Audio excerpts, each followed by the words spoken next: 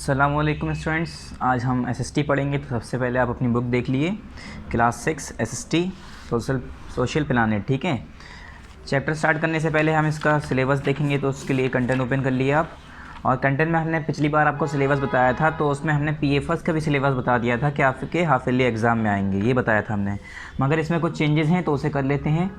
तो यहाँ पर आप इसे SA1 का सिलेबस ये रब कर लिए, यानी हाफ ईयरली एग्ज़ाम का जो सिलेबस है उसे रब कर लिए। और हाफ ईयरली एग्ज़ाम का सिलेबस आपका जो पीएफएस में आया है वो नहीं आएगा उसमें। ठीक है, ये जो पीएफएस का, जैसे जहाँ पर हिस्ट्री में 2 चैप्टर थे, चैप्टर 1 और चैप्टर 2, तो ये दोनों चैप्टर अब आपके नहीं आएंगे। सिर्फ और सिर्फ 3, 4, 5 यही आएगा हाफ ईयरली एग्ज़ाम में आपके। ठीक है, हाफ ईयरली एग्ज़ाम का जो आपका सिलेबस होगा सिर्फ और सिर्फ यही आएगा। तो आप यहाँ पर लिख लिए,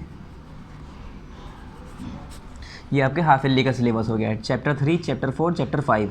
और जो पीएफएस का सिलेबस हमने पिछली बार बता दिया था कि ये भी आएगा, तो ये नहीं करना है इसमें। ठीक है, ये पीएफएस का जो सिलेबस है, पीएफएस का सिलेबस चैप्टर 1 और चैप्टर 2 ये आपका एग्ज़ाम में नहीं आएगा। इसका आप टेस्ट दे चुके हैं। सिर्फ और सिर्फ किस में से आएगा? चैप्टर 3, चैप्टर 4 और चैप्टर 5। चैप्टर 3 में हम पढ़ चुके थे the first farmer and header, ये हमारा कंप्लीट हो चुका है पार्ट 3 के अंदर। पहला वाला हमने पार्ट 1 में किया था, ये पार्ट 2 में किया था, उसके बाद हमने किया था ये पार्ट 3। तो यहाँ पर आप चाहे लिख लिए पार्ट 3 याद रखने के लिए। और आज हम करने जा रहे हैं earliest cities of the Indian सब कॉन्टिनेंट। इंडियन सब कॉन्टिनेंट की अर्लीस्ट सिटीज़ के बारे में पढ़ेंगे आज, यानी ये कंप्लीट हो जाएगा। ये होगा हमारा पार्ट नंबर 4 के अंदर कंप्लीट। ठीक है, ये हमारा कंप्लीट हो चुका है। ये आज हमारा part number 4 earliest cities of the Indian सब कॉन्टिनेंट कंप्लीट हो जाएगा। सिर्फ और सिर्फ हाफ ईयरली एग्ज़ाम में हिस्ट्री के कितने चैप्टर हैं? 3 चैप्टर है, 3, 4 एंड 5। सिर्फ यही पढ़ना है आपको। क्या पढ़ना है? 3 पढ़ना है, 4 पढ़ना है और 5 पढ़ना है। इसी में से आएगा, इन दोनों चैप्टर में से कुछ नहीं आएगा। इसे आप कट कर दिए। इसका आपका टेस्ट हो चुका है, इसलिए अब ये दोबारा इंक्लूड नहीं होंगे। ऐसे ही हमने ज्योग्राफी में बता दिया था कि ज्योग्राफी में भी हमने आपको कह दिया कि चैप्टर 1 और 2 आएगा, तो इसे भी आप रब कर लिए। चैप्टर 1 और 2 ज्योग्राफी में नहीं आएगा। जो आपका पीएफएस का सिलेबस है वो कुछ नहीं आएगा। ठीक है, वो हमने बाय मिस्टेक आपको ये बता दिया था कि पीएफएस का सिलेबस भी है। तो पीएफएस का सिलेबस जो हमारा है चैप्टर 1 एंड 2, तो ये आपको नहीं करना है। ठीक है, इसे आप कट कर लिए, यहाँ पर एक क्रॉस लगा दिए। और जो आपका हाफ ईयरली एग्ज़ाम का सिलेबस है वो क्या है? वो है सिर्फ चैप्टर 3 एंड चैप्टर 4। ये 2 चैप्टर आपके हाफ ईयरली एग्ज़ाम में आएंगे। तो यहाँ लिख दिए, अपनी बुक पर मेंशन कर लिए। ये हो गया आपका हाफ ईयरली का सिलेबस। हाफ ईयरली का सिलेबस क्या है आपका? चैप्टर 3 एंड चैप्टर 4, जिसमें से हम क्या कर चुके हैं? Motion of the earth chapter 3 कर चुके हैं। इसमें एक चैप्टर हमारा बचा है मैप्स। ठीक है, और इसमें आज हम चैप्टर 4 कर लेंगे, तो इसमें भी हमारा एक चैप्टर बचेगा पार्ट 5 में।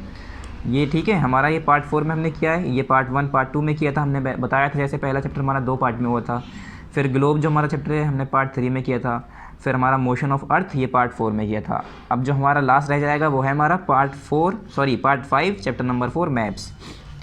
मतलब यही दोनों चैप्टर आपको खाली पढ़ने हैं। इसमें से 3rd, 4th, 5th पढ़ना है। और ज्योग्राफी में हमारा 3 और 4 पढ़ना है।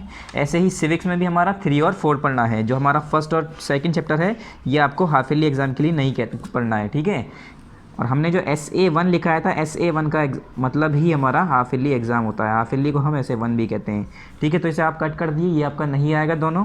आपका क्या आएगा? सिर्फ और सिर्फ 3 एंड 4। ठीक है, तो यहाँ पर आप मेंशन कर दिए हाफ ईयरली। ये आपके हाफ ईयरली का सिलेबस है। ये आपका हाफ ईयरली का सिलेबस है। क्या पढ़ना है आपको? चैप्टर नंबर 3, चैप्टर नंबर 4, जिसमें से अभी हमने एक भी चैप्टर कवर नहीं किए हैं। तो 1 बाय 1 पहले हम हिस्ट्री करेंगे। ठीक है, हमारा जो हिस्ट्री का चैप्टर है आज हम जो पढ़ने जा रहे हैं earliest cities of the Indian सब कॉन्टिनेंट। इसके बाद हम ज्योग्राफी का चैप्टर लेंगे मैप्स। फिर चैप्टर नंबर 4 मैप्स कंप्लीट करने के बाद फिर सिविक्स पे आ जाएंगे, व्हाट इज़ गवर्नमेंट और की element of the democratic government. तो पहले आज हम पढ़ने जा रहे हैं history, chapter number 4, page number 20, earliest cities of the Indian सब कॉन्टिनेंट। तो पेज नंबर 20 ओपन कर लिए, स्टार्ट करते हैं हम। Page number 20, the earliest cities of the Indian सब कॉन्टिनेंट। इंडियन सब कॉन्टिनेंट के अर्लीस्ट सिटीज़, सबसे पुरानी सिटीज़ के बारे में पढ़ेंगे हम। उसके बारे में जानेंगे कि पहले यहाँ पर कौन सी सिटीज़ थी, कैसे बसी, कैसे पता चला कि यहाँ पर कोई सिटीज़ थी, अगर थी तो कैसे, क्या एविडेंस, ऐसे क्या सबूत मिले जिसे देखकर लोगों ने कहा हाँ इस तरह की सिटीज़ होगी, यहाँ पर ऐसा कल्चर होगा, ऐसा सिविलाइजेशन होगा। तो ये सारी चीज़ें आज हम इसमें पढ़ेंगे। स्टार्ट करते हैं चैप्टर स्टार्ट करने से पहले हर बार की तरह आपको पार्ट लिखना है। तो पार्ट कौन सा है हमारा, ये पार्ट 4 है। तो यहाँ पर टॉप पर पार्ट 4 लिख दिए। यहाँ पर डेट मेंशन करिएगा किस दिन की, जिस दिन ये वीडियो यूट्यूब पर अपलोड होगी उस दिन की यहाँ पर आपको खुद डेट मेंशन करनी है, ठीक है। People no longer had to spend the whole day hunting and gathering food with better method of agriculture surplus यानी extra more than required food was produce. अब ये कह रहे हैं जब लोगों को काफ़ी ज़्यादा मतलब अब जब लोग एडवांस होने लगे हल्के हल्के, जब हमने पहले बताया था आपको कि जब अर्ली मैन के बारे में आपने पढ़ा होगा पीछे चैप्टर्स में, पिछली क्लास में या इसी चैप्टर में, तो उसमें हमने बताया था हल्के हल्के अर्ली मैन भी क्या हुआ जब उनकी स्टोन एज ख़त्म होने लगी। स्टोन एज ख़त्म होने लगी मतलब जब उन्होंने पत्थरों का इस्तेमाल करना ख़त्म करा, हल्के हल्के वो सिविलाइज, और या तो फिर ये कह सकते हैं वैसे तो मेन वो पत्थरों का ही इस्तेमाल करते थे, मगर वो अपने टूल्स और टेक्निक को एडवांस करने लगे थे, समझदार होने लगे थे, खेती करने लगे थे। तो वही कह रहे हैं इसी तरह से अब जो लोग थे वो काफ़ी समय अपना हंटिंग में, शिकार करने में या खाना इकट्ठा करने में, यानी खाना बदोश जो होते हैं जो इधर से उधर घूमते रहते हैं खाना इकट्ठा करने के चक्कर में, ठीक है। अब वो ऐसे ट्रेवलर नहीं थे, एज अ हंटर नहीं थे, अब वो शिकारी नहीं रहे ज़्यादा। शिकार करते भी थे तो अपने बस काम के लिए, बस थोड़ा बहुत काम चलाने के लिए, ऐसा नहीं कि वही उनका काम हो, वही उनका खाना पीना हो, पूरे दिन उसी में लगे रहें, एक जगह से दूसरे जगह घूमे जा रहे हैं। तो ये सब कब हो रहा था जब हमारे कौन थे, सारे जो अर्ली मैन रहते थे। फिर हल्के हल्के करके लोग बाग खेती करने लगे, ठीक है, सरप्लस फूड उगाने लगे, जैसे कि हमारा जितनी ज़रूरत है उससे ज़्यादा हमारा खाना उगने लगा।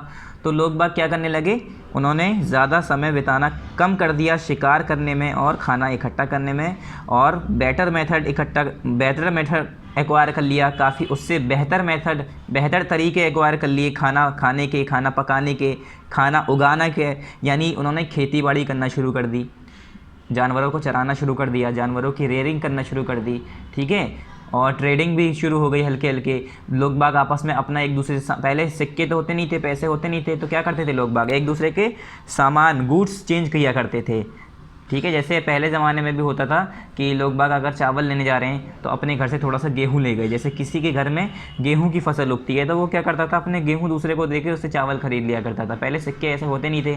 तो इसी तरह से अब लोग बाग एडवांस होने लगे थे, उन्होंने अपना वक्त जो था वो शिकार करने में या खाना इकट्ठा करने के बजाय एग्रीकल्चर में देना शुरू कर दिया, ठीक है। So people could now devote more time for other activities like leisure and thinking. और लोग बाग अब क्या करने लगे, अपना समय जो काफ़ी समय था वो किस में देने लगे, थिंकिंग में, सोच में, और बाकी एक्टिविटीज़ में, ठीक है। बाकी एक्टिविटीज़ में जैसे कि घर पे हम एक्टिविटीज़ करते हैं, जैसे कि हम घर की बात करें तो जैसे घर पे ही हम बहुत सारी ऐसी एक्टिविटीज़ करते हैं, कुछ सोचना, अपने फ्यूचर के बारे में सोचना, अपने बेटरमेंट के बारे में सोचना, ठीक है, या कुछ क्राफ्ट्स, हैंडीक्राफ्ट होते हैं वो बनाना घर में बैठे बैठे, बहुत से ऐसे काम होते हैं। तो लोग बाग ने शिकार करना ये सब छोड़ के, मतलब छोड़ा तो नहीं, मतलब कम करके अपना बाकी समय अपने बाकी फ्यूचर के लिए सोचना शुरू कर दिया। राइटिंग वॉज इन्वेंटेड, क्या हुआ, लिखना शुरू हो गया, राइटिंग शुरू हो गई। आर्ट फ्लोरिश्ड, तरह तरह की आर्ट फ्लोरिश हो गई, ठीक है। अलग अलग तरह के लोग बाग टॉयज़ बनाने लगे, और जैसे बास्केट बनाने लगे, पेड़ों की छालों को यूज़ करके बास्केट बनाने लगे, अलग अलग बर्तन बनाने लगे, पॉट बनाने लगे, किले की ईंट बनाने लगे, बहुत सारी चीज़ें ऐसे शुरू हो गई, अलग अलग तरह की आर्ट शुरू हो गई। ट्रेड ग्रू, और ट्रेड भी बढ़ता जा रहा था। And various inventions and discoveries change almost every aspects of human existence. और ये कह रहे हैं काफ़ी इन्वेंशन और डिस्कवरीज़ की वजह से ऑलमोस्ट मतलब पूरी तरह से अगर देखा जाए तो हर जो एग्जिस्टेंस, जो भी इंसान वहाँ पर था, उस ज़माने का जो इंसान था उसकी हर एस्पेक्ट को, हर पहलू को वो क्या कर रहा था, चेंज कर रहा था, क्या कर रहा था, बढ़ा रहा था, उससे क्या कर रहा था, बदलाव ला रहा था, उसके हर पहलू को, हर स्टेप्स को, उसकी ज़िंदगी के हर हिस्से को क्या कर रहा था, एक एडवांसमेंट हो रही थी उसकी ज़िंदगी में। अब क्या होता है हमारे यहाँ, अब हम पहले ज़माने के लोगों से अगर हम बात करें तो पहले ज़माने के लोग क्या करते थे, जानवरों पे चला करते थे या पैदल चला करते थे। आज हमारे पास इतनी टेक्नोलॉजीज़ है कि हम ज़रा सी देर में अमेरिका पहुँच जाते हैं, इंग्लैंड पहुँच जाते हैं। तो ये क्या हो रहा है, ये भी तो एक तरह का एडवांसमेंट है। और ये एडवांसमेंट कहाँ से आया, हमारे आर्ट फ्लोरिश होने की वजह से, हमारे इन्वेंशन की वजह से, हमारे सोचने की वजह से, हमारी थिंकिंग की वजह से। तो इसी तरह ये डेवलपमेंट हो रहे थे। ये कह रहे हैं the development of town agriculture is generally what is seen as the beginning of civilization. वही कह रहे हैं जो हमारा डेवलपमेंट था टाउन का, वो टाउन एग्रीकल्चर का जो हमारा डेवलपमेंट था वो जनरली क्या था, what is seen as the beginning of the civilization, यही एक क्या था जो दिखाई दे रहा था कि बिगिनिंग हो रही है सिविलाइजेशन की। ठीक है, इन सब चीज़ों को देखकर इंसान कह सकता था कि यहीं से हमारी बिगिनिंग हो गई, यहीं से हमारी शुरुआत हो गई सिविलाइजेशन की। कहाँ से शुरुआत हुई, एग्रीकल्चर, टाउन, इन सब में डेवलपमेंट आने की वजह से अलग अपने अपने लोग बागों ने घर बनाना शुरू कर दिए, शहर बसाना शुरू कर दिए, वेल सेटल हाउस बनाना शुरू कर दिए, ईंटों के, पहले मिट्टी के झोपड़पट्टी के घर थे तो ईंटें बना के उसमें घर बनाना शुरू कर दिए, ईंटों के मजबूत दीवारें बनाना शुरू कर दी और नालियाँ बनाना शुरू कर दी, ड्रेनेज सिस्टम बना दिया। ठीक है, मतलब जो पहले क्या होता था, कहीं भी लोग बाग पानी फेंक दिया करते थे, फिर हल्के हल्के करके उनके अंदर समझ आने लगी, उन्होंने नालियाँ बनाना शुरू कर दी, ड्रेनेज सिस्टम शुरू कर दिया, पानी आने का सिस्टम बना दिया। ठीक है, बाथिंग प्लेस बना दी, ये सारी चीज़ें भी इसमें हम पढ़ेंगे। फिर आया हमारा कल्चर एंड सिविलाइजेशन। अब कल्चर क्या होता है, सिविलाइजेशन क्या होता है। तो culture is a pattern followed by a people in their life. Culture किसे कहते हैं, वो पैटर्न, वो तरीके जो एक इंसान अपनी ज़िंदगी में फॉलो करता है। ठीक है, उसे हम क्या कहते हैं, culture. It refers to the way of life. इसमें क्या है, ये किसे रेफ़र करता है, ज़िंदगी गुजारने का तरीका, वे ऑफ लाइफ को, सोशल रिलेशंस, और जो हमारे सोशल रिलेशंस हैं उन्हें, रिचुअल्स जो हमारे हैं, जो हमारे मजहबी जो हमारे ये कहते हैं ना कि हम मतलब हमारे मज़हब में जो चीज़ें कही हैं हम उन्हें फॉलो करते हैं, वो कहते हैं हमारे रिचुअल्स हैं। ठीक है, हमारे मजहबी चीज़ें हैं। तो लोग बाग अलग अलग कल्चर फॉलो करते हैं, अलग अलग कल्चर में अलग अलग रिचुअल्स होते हैं। ठीक है, और फिर आए अलग अलग कायदे कानून होते हैं। फिर आया लैंग्वेज, अलग अलग लैंग्वेजेस, अलग अलग टूल्स उनके, अलग अलग poetry and are all specific feature of a country. ये सारी स्पेसिफिक फीचर कंट्री की किस में आ जाती हैं, कल्चर में। जैसे अगर हम अमेरिका की बात करें तो उनकी लैंग्वेज इंग्लिश है, तो उनका कल्चर हमसे डिफरेंट हो गया। किस वे में, लैंग्वेज में, उनका पहनने का तरीका, ड्रेसिंग सेंस, उनके खाने का तरीका, पीने का तरीका। ठीक है, और हम लोग जैसे इंडियंस हैं, हम लोग नॉर्मली क्या बोलते हैं, हमारी मदर टंग क्या है, हिंदी है, हिंदी उर्दू ये सब मिक्स है। तो हम लोग क्या है, हमारा कल्चर अलग है, हम लोग का पहनने का तरीका, ड्रेसिंग सेंस अलग है, बोलने का तरीका, सब कुछ अलग है। तो ये सब कल्चर अलग अलग जगह से अलग अलग जगह को रिलेट करता है, मतलब डिफ्रेंशिएट करता है। When we call people hunter, ये कह रहे हैं जब हम किसी आदमी को हंटर बुला रहे हैं या गैदरर बुला रहे हैं, और हर्डर्स और farmer, we are actually referring to a culture which those people followed. तो हम, अगर मैं कह रहा हूँ ये शिकारी है, ठीक है, ये गैदरर है, खाना इकट्ठा करता है, ये हर्डर है, या ये फार्मर है, ठीक है, ये किसान है, तो मैं ये नहीं बता रहा हूँ वो आदमी कौन है, मैं ये बता रहा हूँ वो किस कल्चर से है, उसका काम क्या है, वो किस कल्चर से रिलेट करता है, वो किस कल्चर को फॉलो करता है। एक्चुअली मैं ये चीज़ रेफ़र कर रहा होता हूँ। ठीक है, अगर हम बता रहे हैं वो किसान है, मतलब मैं ये नहीं बता रहा हूँ उसका काम खेती करना है। ठीक है, वो तो सबको पता है। मैं उस आदमी को बता रहा हूँ कि वो कौन सा कल्चर फॉलो कर रहा है, वो किसानी कर रहा है, वो उसका कल्चर ही वही है, उसका काम ही यही है, उसकी ज़िंदगी यही है। ठीक है, अब ये नहीं कह रहा कि मैं वो हमेशा वही करता रहेगा, वो उसकी चॉइस है, वो छोड़ दे वो काम। This means that in a small region there could be many types of culture. इसका मतलब कि अगर हम छोटे से रीजन में, छोटे से इलाके की बात करें तो वहाँ पर अलग अलग तरह के डिफरेंट तरह के कल्चर हो सकते हैं। हाँ, बिल्कुल हो सकते हैं। कोई यहाँ पर किसान है तो कोई गैदरर है, कोई शिकारी है, कोई हंटर है, तो अलग अलग कल्चर एक ही जगह पर देखने को मिल सकते हैं। फिर आया civilization. Civilization is a more complex term. ये कह रहे हैं सिविलाइजेशन एक बहुत ज़्यादा, इससे भी ज़्यादा कॉम्प्लेक्स टर्म है। मतलब बिल्कुल जैसे कहते हैं गुच्छा, कहते हैं ना गुच्छा, खूब सारे धागे को ऐसे उल्टा सीधा लपेट देना, उसे हम कहते हैं कॉम्प्लेक्स हो जाना, मिक्स बिल्कुल। तो ये कह रहे हैं कुछ ज़्यादा ही कॉम्प्लेक्स टर्म है इससे। It is a life style, ये एक लोगों की ज़िंदगी गुजारने का तरीका है, which has been establish on a much bigger scale, जो कि काफ़ी बड़ी स्केल पे इस्टेब्लिश हो। ठीक है, काफ़ी बड़ी स्केल पे, काफ़ी मतलब बड़े साइज़ में इस्टेब्लिश हो। लाइफ इन सिटीज़ और टाउन्स, सरप्लस फूड प्रोडक्शन, अभी बता रहे हैं क्या क्या चीज़ें हैं। ठीक है, जैसे सिटीज़ या टाउन्स में रहने वाली ज़िंदगियाँ जो लोग बाग रह रहे हैं, सरप्लस फूड प्रोडक्शन जो हो रहा है, develop religious belief, scripts, division of society and development of art and craft, make a civilization. ये सब मिलाकर क्या बनाते हैं, एक सिविलाइजेशन बनाते हैं। ठीक है, अलग अलग craft, development of craft, art, script, division of society, belief, religion. ठीक है, ये सब क्या है हमारा, सब मिला के क्या बनाता है, civilization. In a region only a specific civilisation can flourish. और ये कह रहे हैं जैसे हमने वहाँ पर कहा था, एक जगह पर, एक रीजन में कल्चर कई तरह का हो सकता है। ठीक है, अलग अलग जगह के लोग, एक ही जगह पे अलग अलग लोग अलग अलग काम कर सकते हैं, अलग अलग कल्चर हो सकता है। ये कह रहे हैं मगर जो हमारा सिविलाइजेशन होता है in a region only a specific civilisation can flourish. एक रीजन में खाली एक ही तरह का सिविलाइजेशन हमारा फ्लोरिश कर सकता है, हमारा एक ही सिविलाइजेशन रह सकता है। जैसे people who have similar views, custom, belief and the way of life from a civilization. ये कह रहे हैं वो लोग जिनका सेम व्यू, सेम नज़रिया, सेम बिल्कुल देखने का कस्टम, उनका बिलीफ, उनका मज़हब जिस पे वो फॉलो करते हैं, सेम फॉलोवर हों किसी के, या तो फिर उनका ज़िंदगी गुजारने का सेम तरीका, ये सारी चीज़ें मिलाकर क्या बनाता है, एक सिविलाइजेशन बनाता है। ठीक है। अब जैसे हम गुजरात की बात करें तो गुजरात के लोग राजस्थान के लोग से काफ़ी डिफरेंट होंगे। ठीक है। राजस्थान के सभी लोगों का पहनने वाला तरीका, पहनने का तरीका, उनके खाने का तरीका, उनके बोलने तक का तरीका अलग होगा। यहाँ तक कि उनके बॉडी लैंग्वेज में भी डिफरेंस आ जाएगा, चेहरा देखकर भी इंसान पहचान जाएगा, उनके पसंद का तरीका अलग होगा। राजस्थानी लोग की फेवरेट चीज़ अलग होगी, गुजरात में लोग बाग अलग पसंद करते होंगे। तो क्या हुआ, एक ग्रुप बनाता है पूरा सिविलाइजेशन। ठीक है। और रीजन में एक ही सिविलाइजेशन फ्लोरिश कर सकता है। 10-12 एक ही रीजन में 10-12 सिविलाइजेशन नहीं हो सकते। ठीक है।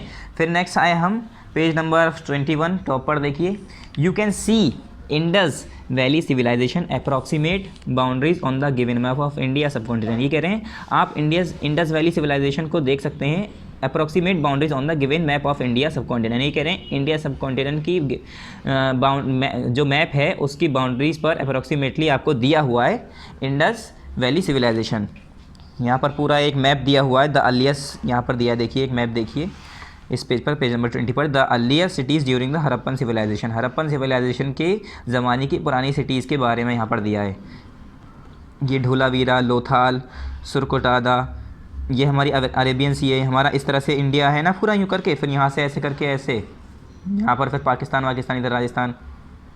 ठीक है। ये सारे हमारे पुराने सिटीज़ हैं जब हमारा क्या है हरप्पन सिविलाइजेशन मौजूद था उस ज़माने के बारे में, उस ज़माने की सिटीज़ हैं यहाँ पर। सब continent evidences of this civilizations are found in Baluchistan. क्या, बलूचिस्तान ये जगह है, सिटीज़ हैं ये सारी, सिंध, पंजाब, हरियाणा, गुजरात, राजस्थान एंड वेस्टर्न उत्तर प्रदेश। ये कह रहे हैं जो एविडेंसेस हैं, इनके जो गवाह हैं, इनकी जो निशानियाँ हैं, एविडेंस हैं जो इनकी निशानियाँ, नॉट गवाह, सॉरी, निशानियाँ। ठीक है। मतलब जिसे देखकर हम पता कर पाएँ कि हाँ ऐसा कुछ रहा होगा। ठीक है। तो इनकी जो निशानियां हैं वो सारी चीज़ें कहाँ पर, इस सिविलाइजेशन की, हरप्पन सिविलाइजेशन की, इंडस वैली सिविलाइजेशन की निशानियां कहाँ देखी गई हैं, बलूचिस्तान में, सिंध में, पंजाब में, हरियाणा में, गुजरात में, राजस्थान में और वेस्टर्न उत्तर प्रदेश में। इन जगहों पर इसकी एविडेंसेस, इसके निशान्स देखे गए हैं, इसके साइन देखे गए हैं, जिसे देख कर लोग बाग कहते हैं हाँ इस ज़माने में ऐसा कोई रहा होगा, इस ज़माने में ऐसी ईंट होती होगी, इस ज़माने में ऐसे सिक्के चलते होंगे। इंसान ऐसी तो देखता है, पुरानी चीज़ मिली तो सोचता है अच्छा ये तो, इस पे तो उस राजा की तस्वीर बनी है, यानी उस राजा ने अपने ऐसे सिक्के चलाए होंगे। आपको ये भी पता होगा पहले ज़माने के लोग जब राजा होते थे वो क्या करते थे, अपनी फ़ोटो लगा दिया करते थे उस पर मोहर, कि आगे आने वाले लोग बाग अगर उन्हें सिक्के मिलें या उनके बारे में पता चले तो वो उनकी पावर को, उनके बारे में जान पाएँ। ऐसी तो हम जो हिस्टोरियंस होते हैं वो सब पता करते हैं। फिर आया main features of Indus valley civilisation. Indus valley civilization के मेन फीचर्स क्या हैं, द हरप्पन सिविलाइजेशन और the Indus valley civilisation was characterized by certain common features which set in apart from all the other culture of those time. ये कह रहे हैं जो Harappan civilisation है या जिसे हम इंडस वैली सिविलाइजेशन भी कहते हैं। अब मैंने कहा हरप्पन सिविलाइजेशन, तो आप कहेंगे हरप्पन सिविलाइजेशन कैसे कह रहे हैं हम इसे, ठीक है, आपके दिमाग में आया होगा। तो इंडस वैली सिविलाइजेशन और हरप्पन सिविलाइजेशन दोनों ही कह सकते हैं हम। मतलब मेनली अगर हम बात करें इंडस वैली सिविलाइजेशन की तो इसे हम हरप्पन सिविलाइजेशन के नाम से भी जानते हैं।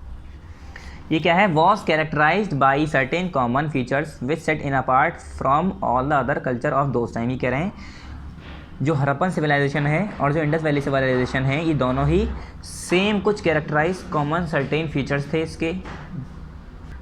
ठीक है, इसके कुछ कॉमन फीचर्स थे जिसे अगर देखा जाए तो which set in apart from all the other culture of those time, उस टाइम के जो बाकी कल्चर थे उससे काफ़ी डिफरेंट थे। ठीक है, इन दोनों के जो कल्चर, ट्रेडिशन, ये सारी चीज़ें काफ़ी मिलती थी। और यहाँ तक कि ये था कि ये कहा जाता है ना, इंडस वैली सिविलाइजेशन को हरप्पन सिविलाइजेशन भी कहा जाता है। क्यों? क्योंकि जो हरप्पा था वो सबसे पहली ऐसी जगह थी जहाँ पर आर्कियोलॉजिकल एविडेंसेस मिले थे। मतलब जो आर्कियोलॉजिस्ट थे उन्होंने इस सिविलाइजेशन के डिस्कवरी जो की थी, तो वहाँ पर आर्कियोलॉजिस्ट को काफ़ी ज़्यादा निशान, वहाँ पर निशान जो हैं, एविडेंसेस जो हैं, जो सबूत हैं, वो सारे सबूत सबसे ज़्यादा हड़प्पा में सबसे पहले मिले थे। इसलिए इसे हड़प्पन सिविलाइजेशन के नाम से भी जाना जाता है, इंडस वैली सिविलाइजेशन को। ठीक है, हड़प्पा जो जगह है वहाँ पर सबसे ज़्यादा, सबसे जल्दी और सबसे पहले सबूत मिले थे इंडस वैली सिविलाइजेशन के, इसलिए लोग बाग उसे इंडस वैली सिविलाइजेशन को हड़प्पन सिविलाइजेशन के नाम से भी जानते हैं। फिर आगे टाउन प्लानिंग। उनकी टाउन प्लानिंग कैसी थी? अब टाउन तो आप जानते होंगे, तो टाउन प्लानिंग कैसी होगी? Harappa and Mohenjodaro were well plan and thickly populated. ये कह रहे हैं उसकी टाउन प्लानिंग की बात कर रहे हैं। जो हड़प्पा और जो मोहनजोदारो था, मोहनजोदारो आपने सुना होगा पहले भी। तो हड़प्पा और जो मोहनजोदारो था were well plan and thickly populated. ये बहुत अच्छे से, काफ़ी अच्छे से वेल प्लान था, काफ़ी अच्छे से बनाया गया था, हर चीज़ मेंटेन थी। और थिकली पॉपुलेटेड मतलब काफ़ी ज़्यादा घनी आबादी थी। हड़प्पा और मोहनजोदारो में काफ़ी लोग रहा करते थे, काफ़ी बस्तियाँ थी, पूरे बसे हुए थे लोग बाग यहाँ। अब यहाँ पर देखिए एक आपको पिक्चर दिख रही होगी, नज़र आ रही होगी फ़ोटो। तो ये क्या है? Town planning in Harappa. अब ये देख के आपको साफ पता चल रहा होगा कितने बेहतरीन तरीके से दोनों तरफ घर हैं और बीच में हमारे रास्ते बने हुए हैं। और यहाँ पर एक गड्ढा टाइप का दिख रहा है, शायद ये इनका ड्रेनेज सिस्टम है, नालियाँ हैं इनकी। तो आप इनके घर देख के आप पता कर सकते हैं। अब बस फ़र्क इतना है, इनके पास पेंट नहीं है। अगर ये पेंट कर दे तो काफ़ी खूबसूरत नज़र आए। देखिए दोनों साइड घर जैसे हम लोग के अब होते हैं। तो उस ज़माने में ऐसा घर बनाना, ऐसे सिटी बनाना, ऐसा टाउन बनाना काफ़ी बड़ी बात है। ठीक है, यानी ये लोग काफ़ी सिविलाइज थे, काफ़ी इंटेलिजेंट लोग थे ये लोग।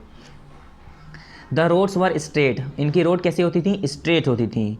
And cut each other at right angle. Right angle यानी 90 डिग्री पे एक दूसरे को काटती थी। मतलब अगर एक रोड ऐसी है तो दूसरी रोड ऐसी होगी। इसके यहाँ पर ऐसे ऐसे घर, यहाँ पर ऐसे ऐसे घर, फिर यहाँ पर ऐसे ऐसे घर, यहाँ पर ऐसे ऐसे घर, यहाँ ऐसे ऐसे घर, यहाँ ऐसे घर, यहाँ इस जगह साइड में घर, बीच में ही तो रोड हैं। ठीक है, और ये जो रोड एक दूसरे को कट करती थी, दो रोड अगर आपस में एक दूसरे को काटती थी बिल्कुल 90 डिग्री पे, राइट एंगल इसे कहते हैं, 90 डिग्री पे काटना, बिल्कुल ये वाला एंगल, ये वाला। अगर एक दूसरे को रोड ऐसे काट रही है तो 90 डिग्री पे काटती थी। अगर मैं कहूँ दूसरी रोड निकलेगी तो ऑफकोर्स दूसरी रोड ऐसे निकलेगी। क्यों? क्योंकि राइट एंगल हमारा ऐसे ही बनेगा। तो यहाँ पर घर होंगे, यहाँ पर घर होंगे, ऐसे घर होंगे, यूँ करके। फिर अगर मैं इधर रोड निकालूँ तो यहाँ घर होंगे, यहाँ घर होंगे। हर जगह वो 90 डिग्री पे बिल्कुल काट रही होगी, राइट एंगल पे काट रही होगी, राइट एंगल बना रही होगी। ठीक है, तो इस तरह से अब देखिए कितनी अच्छे से हमारे यहाँ तक कि हमारी जो घर होते हैं, हमारी गलियाँ होती हैं, उसमें कर्व आ जाते हैं। ऐसे गली है, कोई ऐसे गली है, ऐसे गली है, ऐसे गली है। हमारी बहुत तरह तरह की डिफरेंट रोड्स होती हैं, मगर इन लोगों की रोड्स बहुत अच्छे से बनाई हुई थी। हर रोड्स आपस में एक दूसरे को 90 डिग्री पे काट रही थी, यानी राइट एंगल पे कट कर रही थी। अब देखिए वो ऐसे इन्होंने अपनी गलियाँ ऐसे रोड बनाए थे। अब वो देखने में कितना साफ़ और कितना अच्छा लगता होगा। ठीक है, the main road in Mohenjodaro was about 10 metre wide. ये कह रहे हैं जो मोहनजोदारो की सबसे मेन रोड थी वो 10 मीटर चौड़ी और 800 मीटर लंबी थी। सबसे मेन रोड जो थी मोहनजोदारो की वो कितनी मीटर थी? 10 मीटर लंबी, 10 मीटर चौड़ी उसकी चौड़ाई, उस गली की, उस रोड की 10 मीटर चौड़ाई थी और 800 मीटर लंबाई थी। The houses were situated along the roads. और जो हाउसेज थे, जो घर थे, वो रोड के साथ साथ उसके किनारे किनारे बसे हुए थे। And made of burns bricks. Burns मतलब जली हुई भट्टी में, आग में दहकाई हुई जो ईंटें होती थी उनसे बनाया जाता था। अब सोचिए हम लोग अब ज़माने में हम ईंटों का यूज़ कर रहे हैं। अब पहले ज़माने में लोग बाग मिट्टी का ज़्यादातर यूज़ करते थे, मगर ये लोग इतने अक्लमंद थे, पहले मिट्टी की ईंटें बनाया करते थे, फिर उसे आग पर दहकाया करते थे, उसे जलाया करते थे, मजबूत किया करते थे, फिर उसके घर बनाया करते थे। सम हैड मोर देन 1 स्टोरी। और कह रहे हैं कुछ घर तो ऐसे होते थे जिसमें एक मंजिले से भी ज़्यादा होते थे। आपने स्टोरी सुना होगा, 2 story, multi storey room, multi storey house, ये सुना होगा आपने। ठीक है, तो एक से ज़्यादा स्टोरी बिल्डिंग्स हुई होती थी उसमें। फिर उसके बाद the cities were divided into 2 parts. ये कह रहे हैं जो शहर होते थे, जो सिटी होता था पूरा, वो 2 हिस्सों में डिवाइड होता था। एक को कहा जाता था द सितादल, ठीक है, the citadel and the lower town. एक को सितादल के नाम से जाना था क्या? सितादल, और एक लोअर टाउन के नाम से। ठीक है, एक सितादल और एक लोअर टाउन, ये पूरा, ये 2 ऐसे सिटीज़ को 2 हिस्सों में ऐसे डिवाइड किया जाता था, एक सितादल और लोअर टाउन के नाम से। अब 1 बाय 1 दोनों को पढ़ते हैं। पहले क्या है हमारा? सिटाडेल। सिटाडेल क्या है? To the west of each city was the citadel. हर सिटी के वेस्ट साइड में एक सिटाडेल होता था, जिसे क्या कहता था? Citadel. It was the raised part of the city. ये क्या होता था? सिटी का ऊंचा वाला हिस्सा, उठा हुआ हिस्सा। मैंने कहा एक शहर है ऐसे, ठीक है, ये हमारा ईस्ट है, ये वेस्ट है, मान लो ये एक शहर है पूरा ऐसे, ठीक है, ये हमारा north east west north south ऐसी तो डायरेक्शन देखते हैं। तो ये जो वेस्ट वाला हिस्सा होता था थोड़ा ऊंचा हिस्सा होता था, जैसे मान लो ये प्लेन है तो ऐसे यहाँ का आके थोड़ा ऊंचा हिस्सा हुआ करता था, उठा हुआ, मतलब उसकी हाइट इस वाले हिस्से से ऊंची होती थी, थोड़ा ऊंचाई पे होता था। जैसे हम पहाड़ी इलाके की बात करें तो पहाड़ हमारा प्लेन एरिया से ऊंचाई पे होता है, इसी तरह से सिटाडेल जो है वेस्ट साइड में होता था। It was race part of the city fortified by crenellated walls. अब ये क्या है, ये कह रहे हैं क्रिनिलेटेड वॉल्स से, दीवारों से, मोटी मोटी दीवारों से, ऊंची ऊंची दीवारों से क्या किया जाता था, इसे, ये जो रेस पार्ट होता था, ऊंचा हिस्सा होता था, इसे फोर्टिफाई कर दिया जाता था, किलाबंदी कर दी जाती थी। किलाबंदी से मतलब क्या है, मतलब उसके चारों तरफ प्रोटेक्शन वॉल लगाई जाती थी। किस तरह की wall, protection wall. The citadel was usually based on a mount और एन एलिवेटेड पोजीशन। और ये किस पे बेस्ड थी, एक माउंट और एलिवेटेड पोजीशन पे, ऊंचाई वाली पोजीशन पे सिटाडल बनाया जाता था।